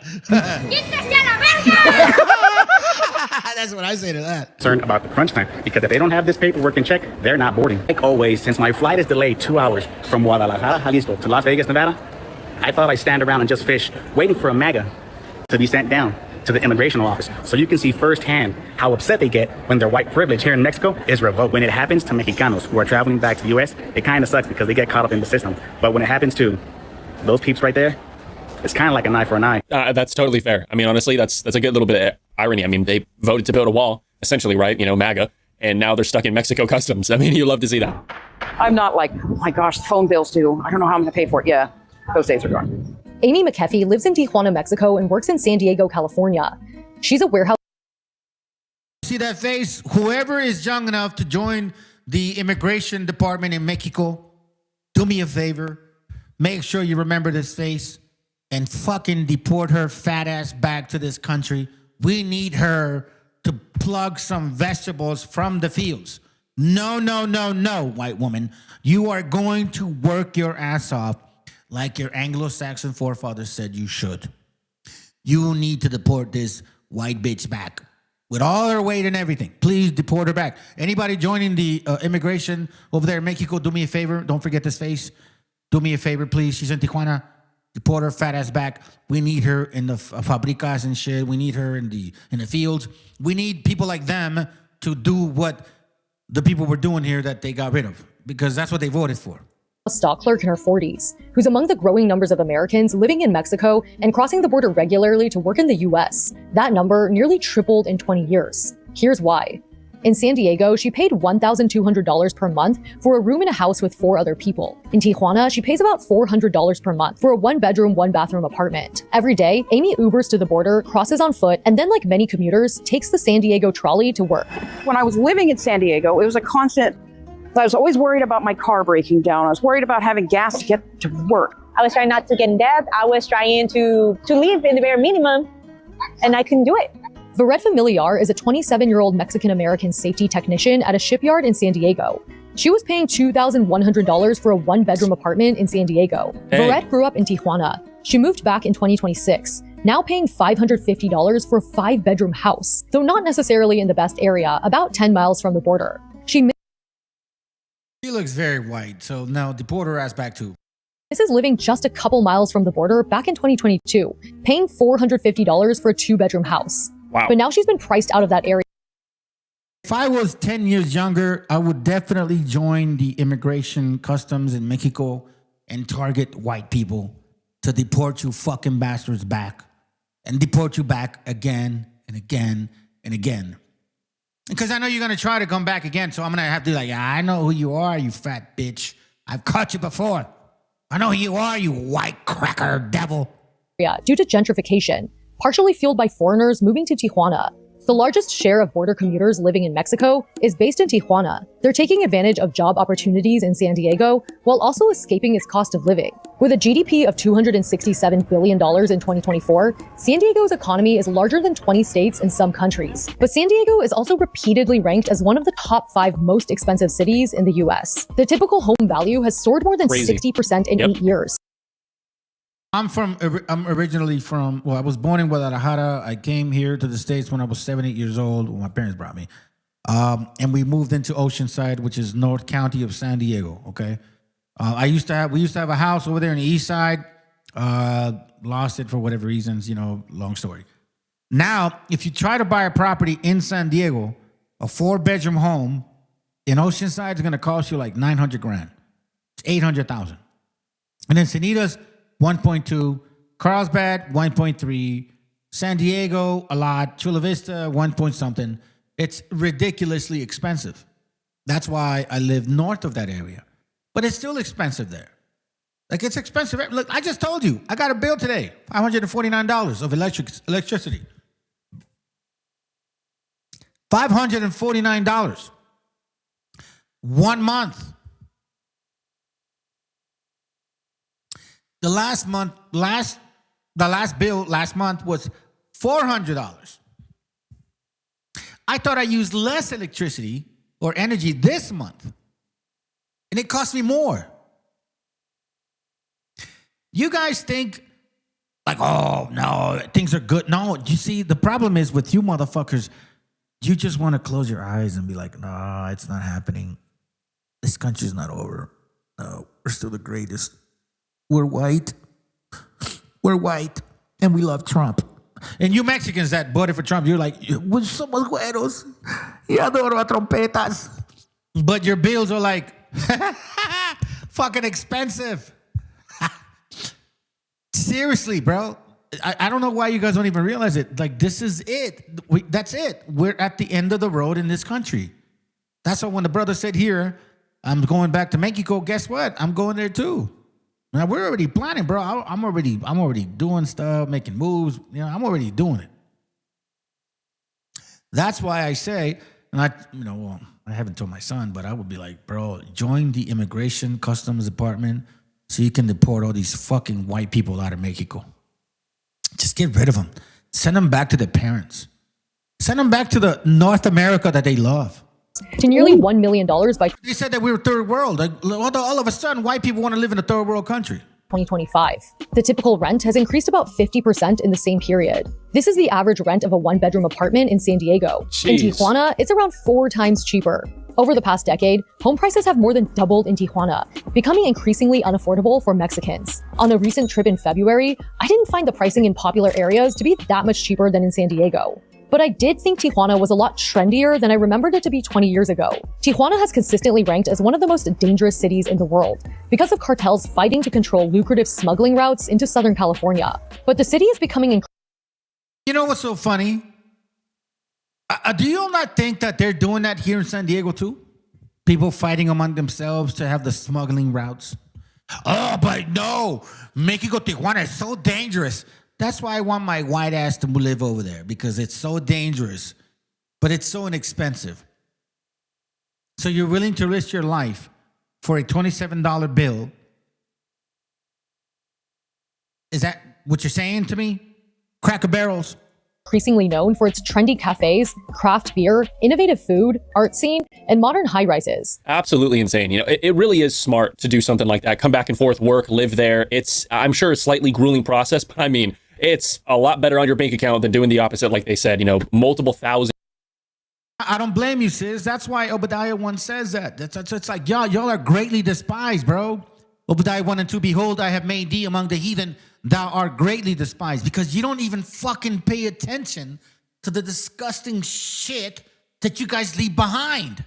It's like you take a dump and you think you wiped your ass, and then all of a sudden, as soon as you get up, like you drop some of that shit on the seat, and then you leave, and you're like, oh my God, I'm so clean. I'm so perfect. And the next guy shows up and like, who the fuck took a dump on the rim of the toilet seat?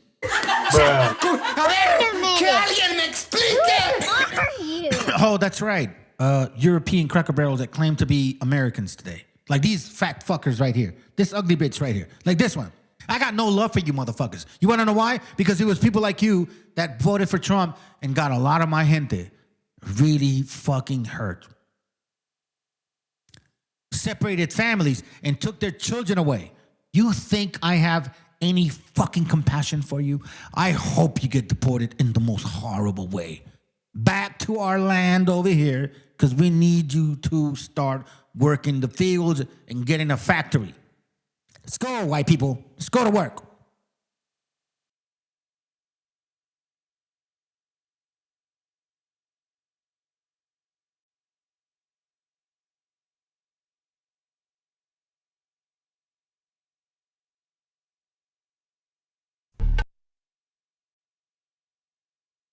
Living just a couple miles from the border back in 2022, paying $450 for a 2-bedroom house. Wow. But now she's been For like a studio apartment or a $1,500, $1,400 to live with other people that you don't even know, that I guess you eventually potentially got to know. But anyways, good ideas. You moved to Mexico for the weather, the vibes, and the $3 tacos. Same. But let's talk about something less spicy. Gentrification. Because while you're bragging about your rooftop view, Maria and her abuelita just got priced out of their apartment 2 blocks down. Gentrification isn't just about hip cafes and yoga studios. It's about people getting pushed out so we can live our best lives. Yikes. I've learned a lot since I first came on here. Dumbass Mexicans think that you got some white people over there buying those properties, making sure that they raise the level of cost so then they can invite their white friends to go live in there too. Are you Mexicans that stupid? En serio, raza. Los mexicanos son así de estúpidos, güey. Así somos de estúpidos. No. Así son ustedes de estúpidos, pendejos. Porque yo no soy así. Así como dicen, oh, nosotros venimos de changos, güey. Son esencia, cabrón. Tú saliste de chango, cabrón. Yo no salí de un pinche chango, güey. Entonces, hay que hablar muy claro, pendejos. O sea, no entiendo. Están allá haciendo sus pinches videos de que, no, pinche Norteamérica, se está portando mal con nosotros. A ver, ¿qué están haciendo de esta madre, güey? ¿Qué están haciendo? de esto. ¿Qué? A ver, ¿cómo están combatiendo esta pinche, ¿cómo se dice? Invasión, por decir. Dicen ellos mismos, ay, yo vengo aquí por los pinches taquitos. Por la gente tan simple. Se porta muy bien conmigo. You know what that means?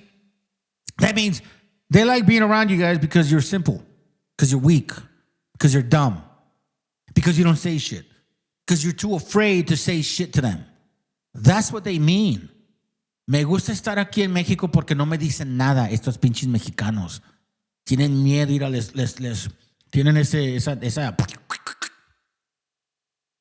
That's what's going on right here. With my first video that went viral. So if you're here, be cool. Support local. Learn Spanish. Don't be that expat. Wait. Don't be that expat. Fuck you, bitch. Get the fuck out of here. I'm so sick of you fucking saying Fuck that puto.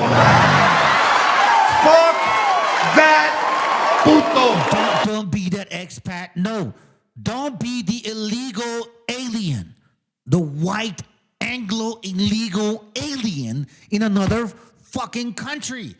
You guys are like, let's rename it. We're not illegals. We're expats. Okay, so then when Mexicans come over here, they're not illegals. They're ex-Mexicans. That's gonna hurt. They're ex-Mexicans. Raza, don't call yourselves illegal aliens no more. You're ex-Mexicans. Like, or ex-Mexicas. Like they say, we're expats. No, you're illegal aliens. Illegal aliens. Fuck this bullshit. I'm so sick of you white folks renaming shit to make it seem like, well, it's not that bad. I'm not a pedophile. I'm just a, what is it called? AGTBQ, LG, whatever the fuck other letter is over there. You always want to rename the ugliness that you are. This is not an invasion. It's civilization. It's not, what do you call it?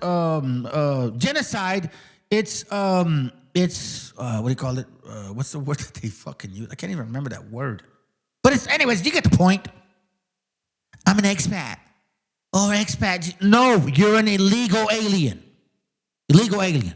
Illegal alien. Make that fucking really stick to it, please.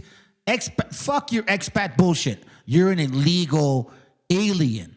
Cracker barrel, pale skin, in a country that you don't belong in.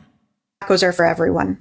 Displacement is not. Crazy. Americans, it really does truly seem like they're gentrifying Mexico now because, we've made our own country too expensive to live in. So we're exporting our housing crisis elsewhere, right below us.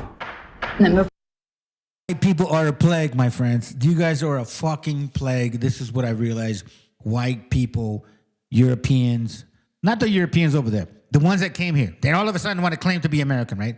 You guys are a fucking plague. You're disgusting. Your children have sex at an early age. They have sex with their friends and shit, right? And then they marry one of their friends after all of them knew what the girl's coochie looked like. That's what your kids are, all right? And then you can go do drugs, coke, and all this shit and still make it through and still be like politicians and all this stuff. Like, I get you. That's the spirit that you have. No, that's the body that you carry because you lack a spirit. That's why you can consume drugs. You can be completely promiscuous. You can get rid of your kids when they're 18. You can get rid of your mom when she's 65. That's why it doesn't affect y'all, because you don't have a spirit. You're a wicked fucking flesh. And I hope to God that our people start waking up to your shit. To Mexico during Donald Trump's last presidency. I can't even tell you how bittersweet it is to watch this video. Bittersweet because I am so happy for Mexico. And at the same time, this should be happening in the United States right now.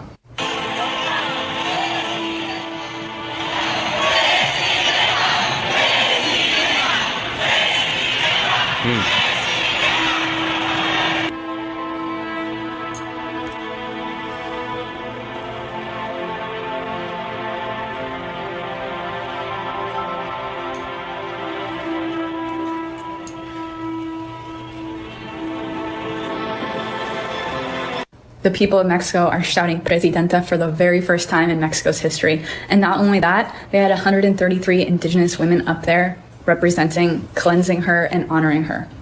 While it seems Mexico is pushing forward in so many ways, the United States has taken so many steps back. It's ridiculous, right? Again, you got to think. Collateral damage. Eastside 115 says, I'm from a neighborhood called El Barrio in Spanish Harlem or up in New York. And in my lifetime, I've seen the gentrification with these Anglos moving in and pressing on Abuelita. Yeah. That's why we lost our home over there in the east side. Family got jealous. I was supposed to keep it. I was forced to sell. And now we're priced out. We had bought it. My dad had bought that house for like $70,000 and shit. And that house is worth right now $900,000. Yeah. It's by the beach. Right in the center of Pozole Town. That's just like, man, I don't get it, bro. Like, I really don't. Like, look, listen to this. They called our people. And when they say Mexicans, they're not just saying raza. They're saying anybody that looks like indigenous or like, you know, mestizo, supposedly, or Hispanic, whatever the fuck word you want to use.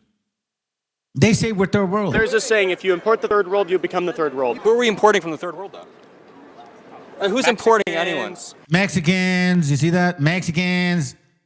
So Mexicans are third world. Yet white people are moving to Mexican towns. Black people from Africa, people in the Caribbean and Cuba, Jamaica. Who's importing them? Who's importing them? Yeah. Well, I mean, I think we know it's the Jews. I mean, I think we know that's who's actually behind it all. But I don't know if What's your evidence for that? I mean, bro, who controls the evidence? So you have no evidence because the Jews control the evidence, but your intuition tells you that the Jews are both controlling the evidence and they're controlling immigration. I don't even think you believe these conspiracies, bro. Like, there's a saying, if you see how stupid their kids are? Talk about a third world mentality. Talk about a third world mentality. Anyways, remember, we're almost done. I know I said I was going to be done, but remember, el chisme de hoy. I'll give you guys el chisme de hoy. Some days I'm going to be talking about some real often. Some days I'm just going to be like el chisme de hoy. Way. There you go. I like this video that VTC did. Let's go. I hear go back to your country. Too often I hear you don't belong here. Don't let these motherfuckers tell you these people criminals, man. They over here raiding schools and job sites, construction sites, and Home Depot and all this shit. Bitch, criminals don't go to work. You dumb racist piece of shit motherfuckers. Criminals don't go to work. Criminals don't get up and go to work and pay their bills. Meanwhile, the real criminals, the people who really came over here illegally and came over here and didn't work. 40,000 Jews fled the kingdom, and Columbus set sail west into uncharted waters. But at last, near midnight on October 11th, the Pinta signaled land ahead.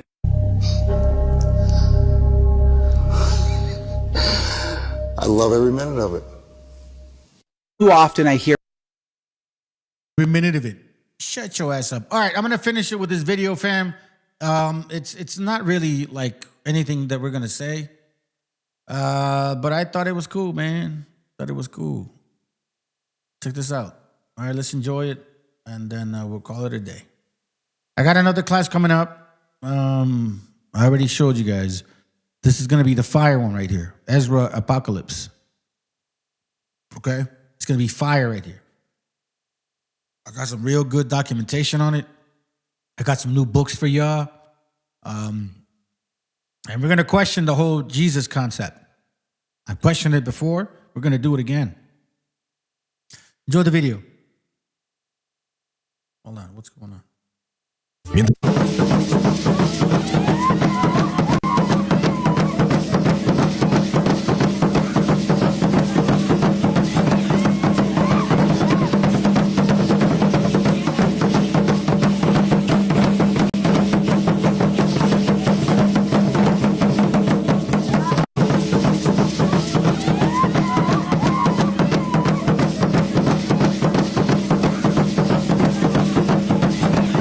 Sorry, that's not the one.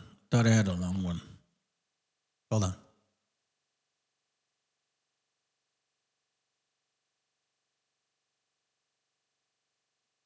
No, that's not it. But you know what? Since we're on it, might as well mention it. Let's go. Let's see what the sister has to say.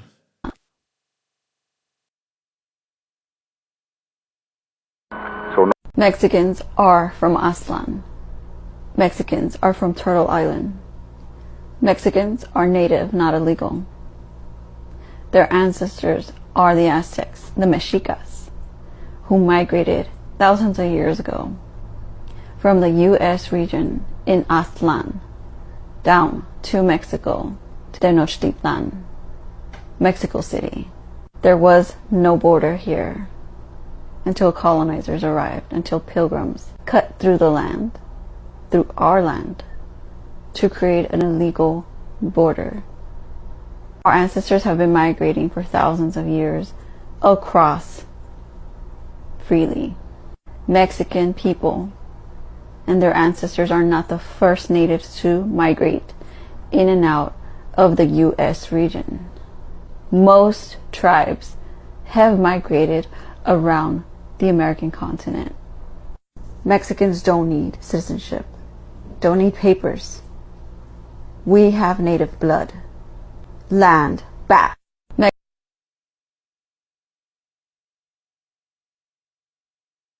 All right, so I got two more and that's it. All right, I'm going to show you this real quick because I do believe that will occur. I believe this will occur. And the only people, okay, I'll say it like this. I'm going to show you this video first. And then I'll share this other one, okay? No, what? No quiero que... What the fuck, bro? Come on, man. What the hell are you showing up over here for? What's wrong with you? Damn it. Sorry, fam. Just don't like shit not listening to me. Oh, hold on a second. Hold on. Oh, yeah. I already got this one. Cool. Sounds good. Okay. Sounds good. All right, let's go. I'm going to show this to y'all.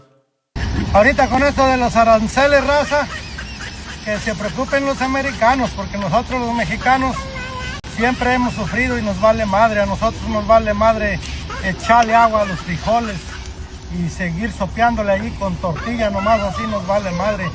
Los que van a sufrir son ellos, porque ellos están impuestos a comer todas las mañanas comidas grasosas del McDonald's y de todas, ya sabe, de pinches comidas pedorras de desayunos. Y todo lo que es, ellos güeyes no cocinan nada, lo único que cocinan es comida enlatada en su casa. Así es que, raza, por nosotros los mexicanos, ahorita... Jack, if anybody's gonna make it, if anybody's gonna make it, it's gonna be us. I'm gonna tell you this right now, bro. I'm gonna say this to you right now. 2 more videos and we out. Viewers are left asking what happened and whether this is really a glimpse. A video... This will happen, by the way. This will happen. That's been spreading online claims to show... My next class is going to go deeper on this too. I showed this video before, but this will happen.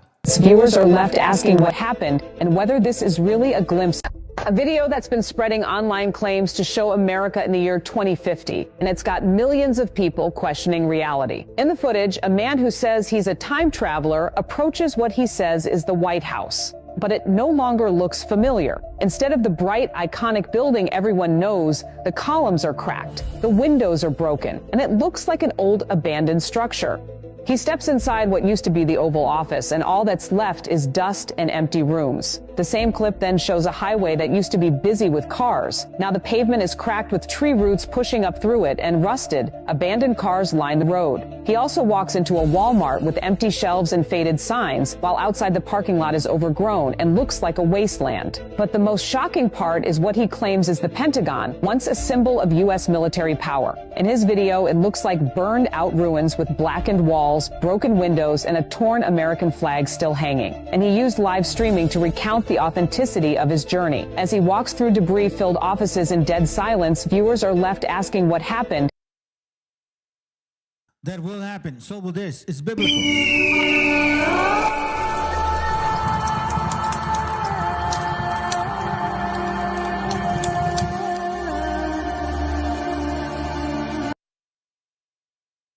This is biblical. I've seen this shit in the dream.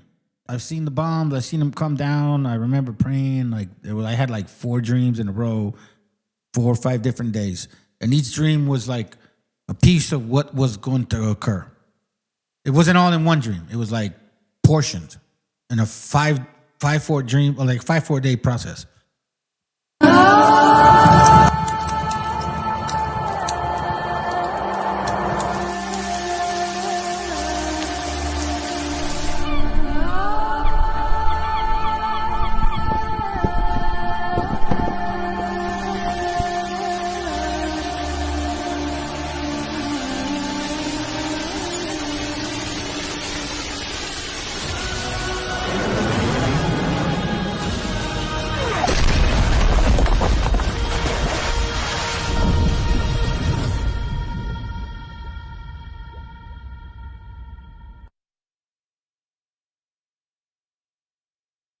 So now I'm going to show you this real quick. I wanted to share this with y'all I wanted to share this with you guys like on a class, but I'll share it with you now. There are two books, Baruch 1 and Baruch 2, and the Apocrypha, okay? In case you guys don't know this. I'll share this with you. Because we're going to get deep on this when I get that class going. And again, and this is, you know, this class right here. Ezra Apocalypse, all right? So I got a pretty good topic going on this stuff.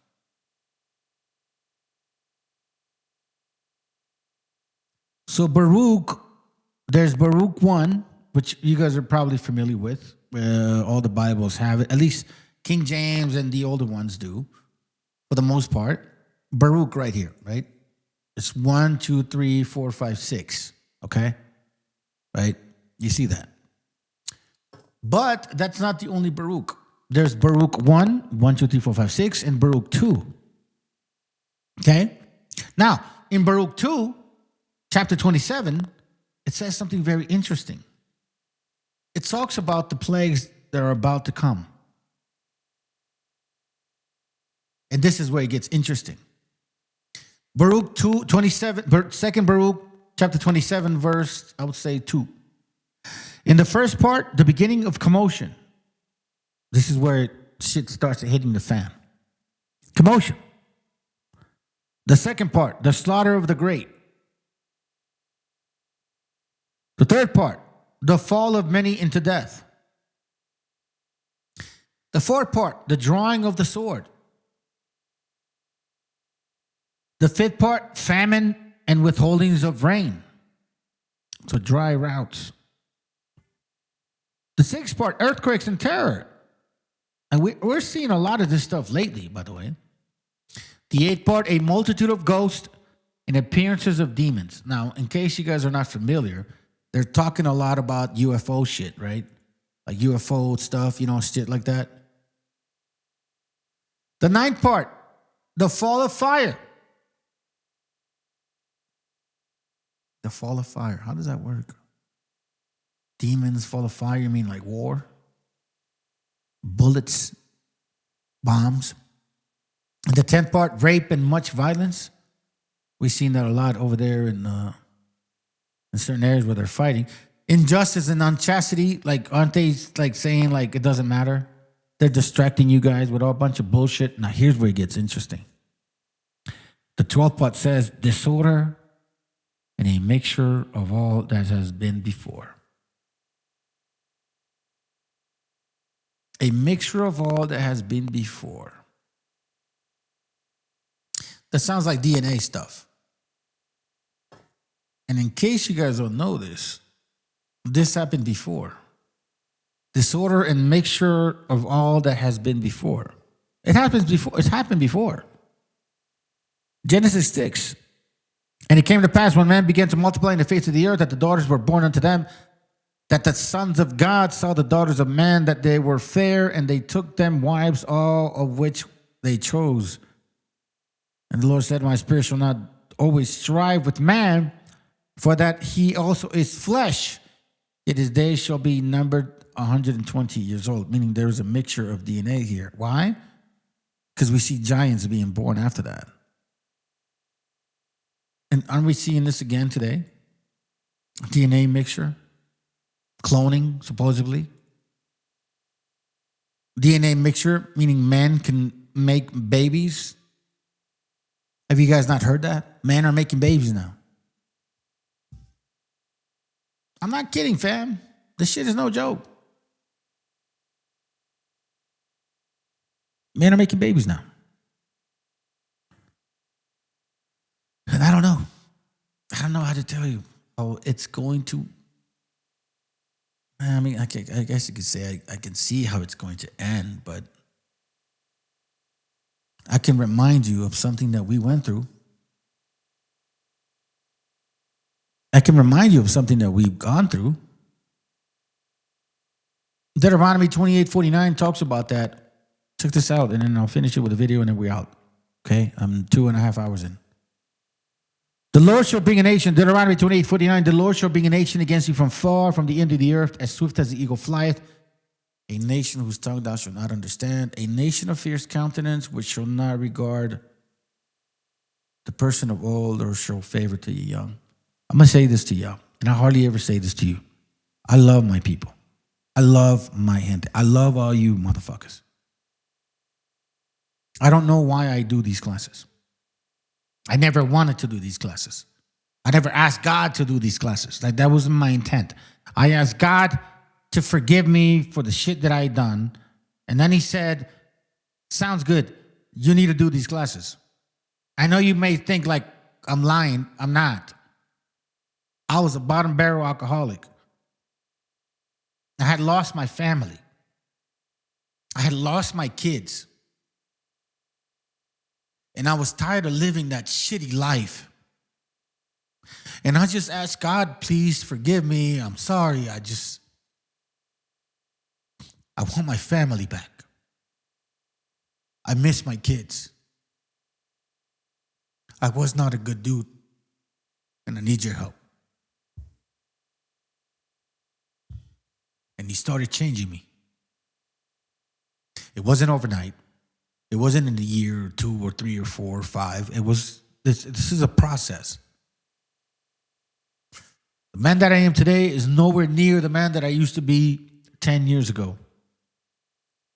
I was a reckless, angry, I don't give a fuck, close to dying son of a bitch. And I did a lot of crazy shit, which I should have already been in jail a long time ago. I should have never gotten out of the penitentiary for the shit that I've done. So I'm sitting here today telling you all the stuff that I read and learn and know. It's not because I was any better than you. It's because the Lord had mercy upon me. He just made me a little bit smarter. Just a little bit. Maybe enough to share with you guys like some of the stuff that I know. Not because I'm better than you. Just simply because I feel the pain that you guys feel. Maybe I feel it a little bit more. Last video, you guys have a good night. Fateful day, they were led out of the prison compound. They were shackled and chained together. They had hoods on them. The women began wailing and weeping. One of the prisoners in a loud voice said, Namach umpo metakwepi, hear me my people. Today is not a day of defeat. It is a day of victory. For we have made our peace with our Creator and now go to be with Him forever. Remember this day to tell our children so they can tell their children that we are people who die and know with death. Do not mourn for us. Rejoice with us. It's a good day to God.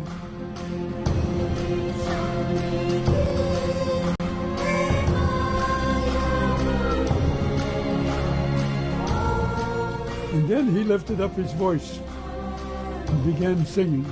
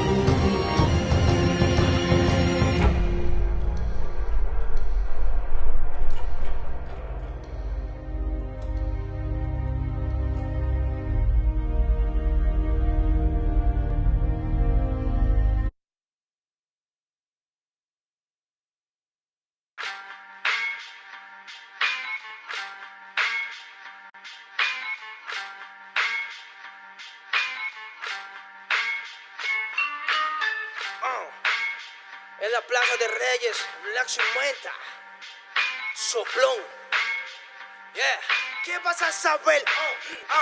¿Qué vas a saber tú? Oye, chibolito, pártome.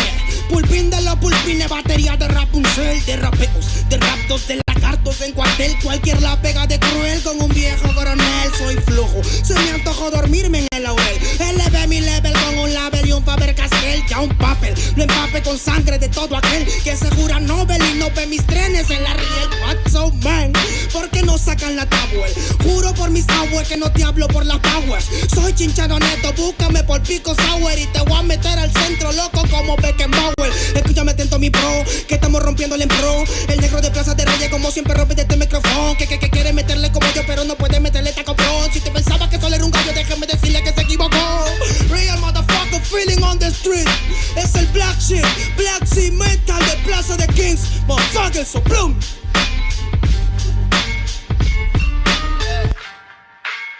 Nero Luis, man, desde Peña, en la victoria, para que sepa. Incas Mo, Money Gang, gang, yeah, yeah, Yo también he llorado, gente. También me han desplazado por mi rasgo afrodescendiente. Sí, un perro no habla pero siente. Cuento historias callejeras pa' barrios de delincuentes. Soy un perro que te ladra, que te muerde y que te huele, nene. Soy más que Lele, ustedes para mí son pelele. Con mi jauría todo el día en busca de los cheles. Tengo un perro en fiscalía que nos mueve los papeles y otro en la comisaría para evitar el susto. Muchas veces me han llevado por solo como luzco. Perdón, madre mía, si yo le causé un disgusto, pero en esta vía yo crecí rodeado de perros chuscos. Yo sé que me quieren ganar, yo sé que me quieren tumbar y no pasará porque soy de verdad. Está súper rafina la Dodo Style, metido en latina aprendiendo un quizá. Yo tengo el style, no mido la raza del perro, yo mido por la lealtad y yo soy leal. Yeah. La calle te enseña lo que no te enseña la universidad. Yeah. Saliste ese peña aquí con una seña, te tiran para atrás. Yeah. La calle limeña aquí nadie la dueña, ya nada es igual. Yeah. Tiene que respetar, yeah. Tiene que respetar. Yeah. La calle te enseña lo que no te enseña la universidad. Yeah. Saliste ese peña aquí con una seña, te tiran para atrás. Yeah. La calle limeña aquí nada le dueña, ya nada es igual. Yeah. Tiene que respetar, yeah. Si yo soy tu papá, yeah, yeah, yeah. Cinco mob, negro. Yeah, Cinco mob, nigga. Yeah, Nero Luigi, man. Incas mob, yeah. It's Money Gang, gang, gang, yeah. Hey, yo. Yango en la maldita casa. Me llaman pa' que les dé al menos una vez al mes. Se metieron al lago y olvidaron que era el mes. For everybody bless. La fama es una puta, me está llamando a las 3. Dile que llame después de las 16 y 25. Volví de la infancia de Abraham Lincoln. Con fuerza ya inco, luchando para salir del rincón. Letra callejera en CD Brinco. Under del under, puede que tu viejo te lo mande. Sale de vez en cuando como el cóndor por los Andes. Mi cuerpo no es de madera como Dandy. Antes que me branden, yo seré el ola que los expande. Aunque esto me pique en la madera, no sirven ni para romper el ticket de un evento afuera. Loco por la carrera, desafían la gravedad. Yo espero tras la barrera y llego con la novedad. Niña, tú solo espera que ya encontré la manera. He visto bastante por querer lograrlo saltando escalones dentro de la escalera. La vida me puso al depósito, yo soy de púlpito pa' que el mundo conociéramos de esta parte mejor intérprete que ha parido esta cordillera. Sin luz afuera, que el espectáculo es dentro. La calle es mi templo, tiembla el pavimento. Cuando yo me concentro, mis disparos son temas. La calle un poema se siente desde cuando entro. Y a toditos estos drogaditos que creen que rapean los regreso al centro de mi balcón. Yo he visto el clown de clown en la misma gestión, pero a la malla no llega el balón. Y para esta pantalla no existe patrón. Yo ya me sé la cuestión y doy fue por cada renglón. Consciente de la operación de final Mbappé con la edad de bufón. De Yango en la maldita casa. Plaza de Reyes, papá. El Nero Luigi, Black Cemental. Hip hop peruano. Rasgo en la maldita base.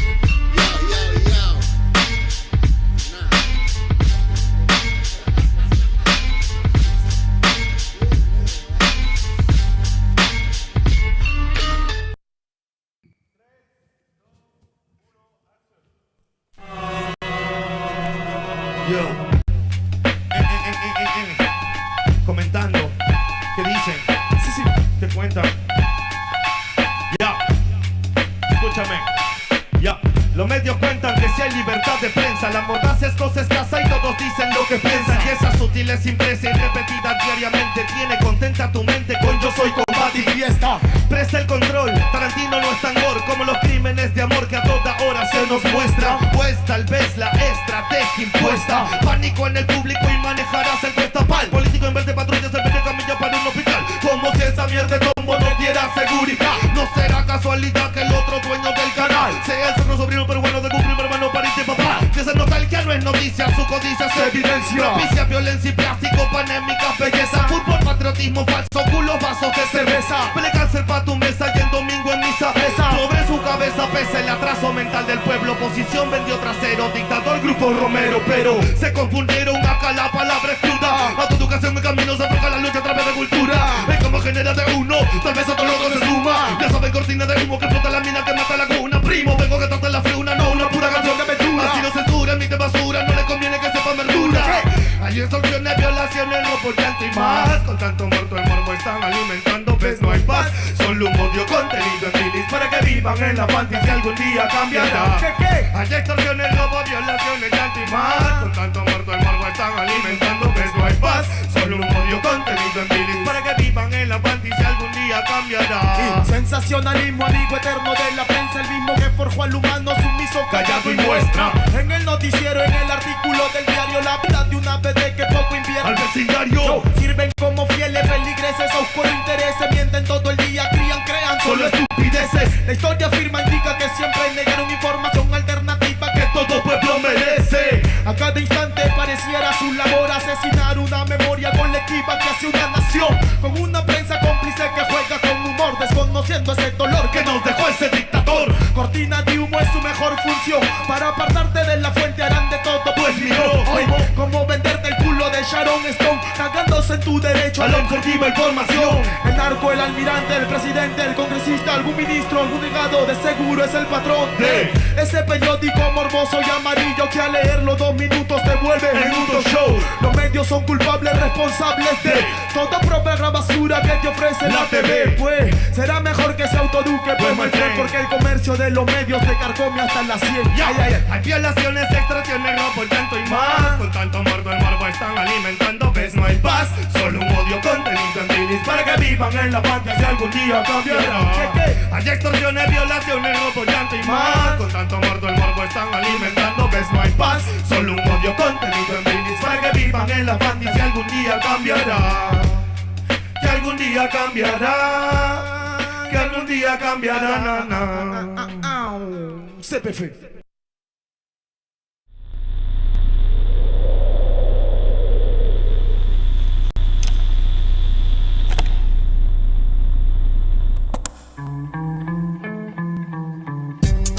Con la fe. Ajá. La promoción lunática. Na na na na na na. Ey, ey.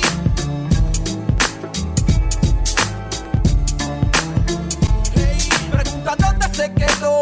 Pregunta cuándo fue que la muerte por su casa pasó. Pregunta por su vida y mira su cuerpo tiro en la mitad de la cabeza. Y se pregunta si es su muerto más. Si la muerte vino por él, llevándose alegría. A su hermana la puedes ver llorando todavía. Todos se preguntan quién, pero nadie puede responder. Hasta que pega el fierro en la mano del muerto. Ahora es un fantasma que vive pintado en una pared.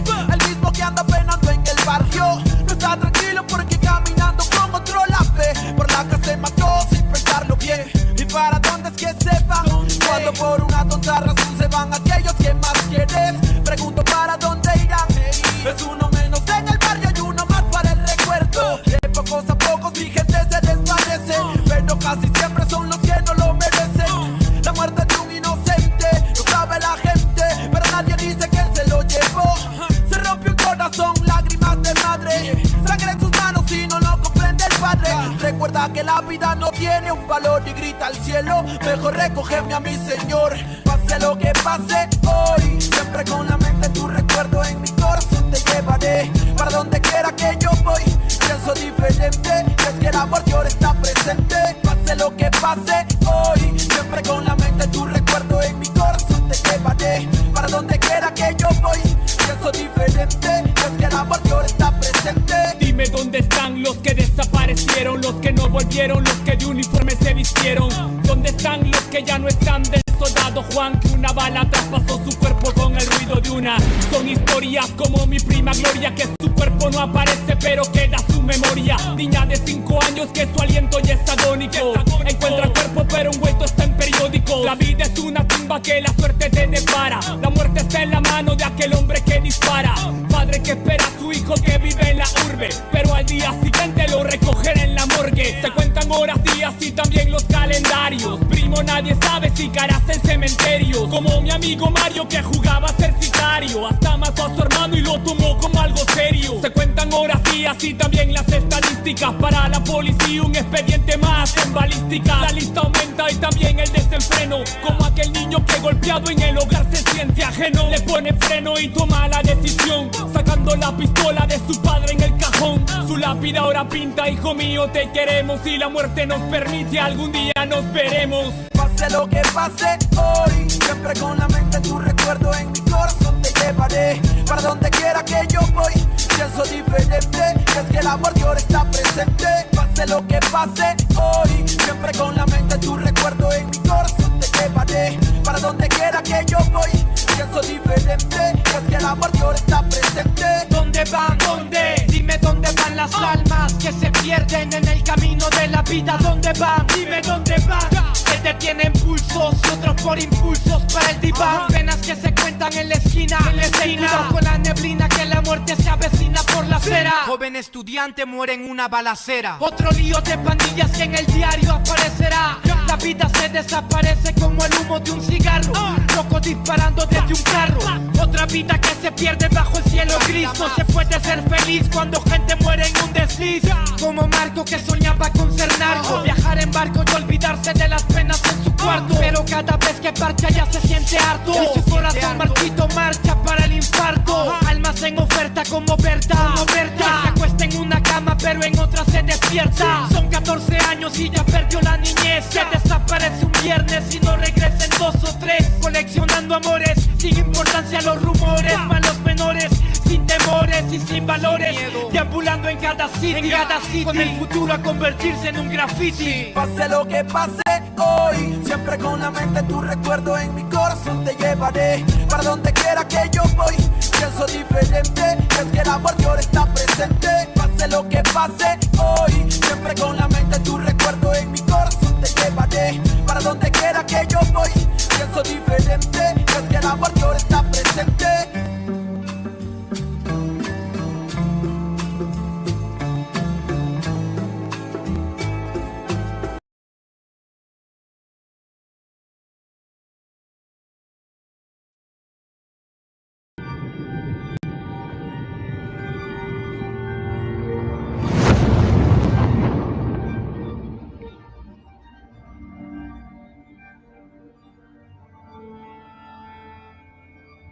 Ical, hijo, abre los ojos.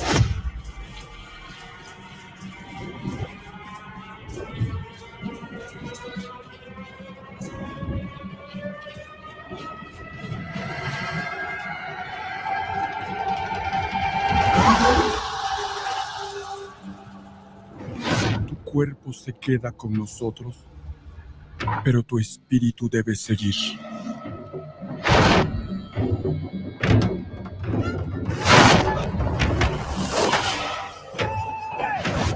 Busca la luz. Aléjate de las sombras.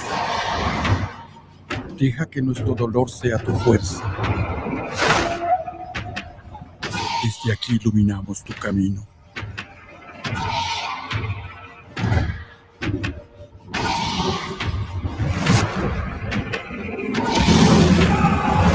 Lucha como nosotros ante esta pena tan grande. Yo soy tú. Tú eres yo.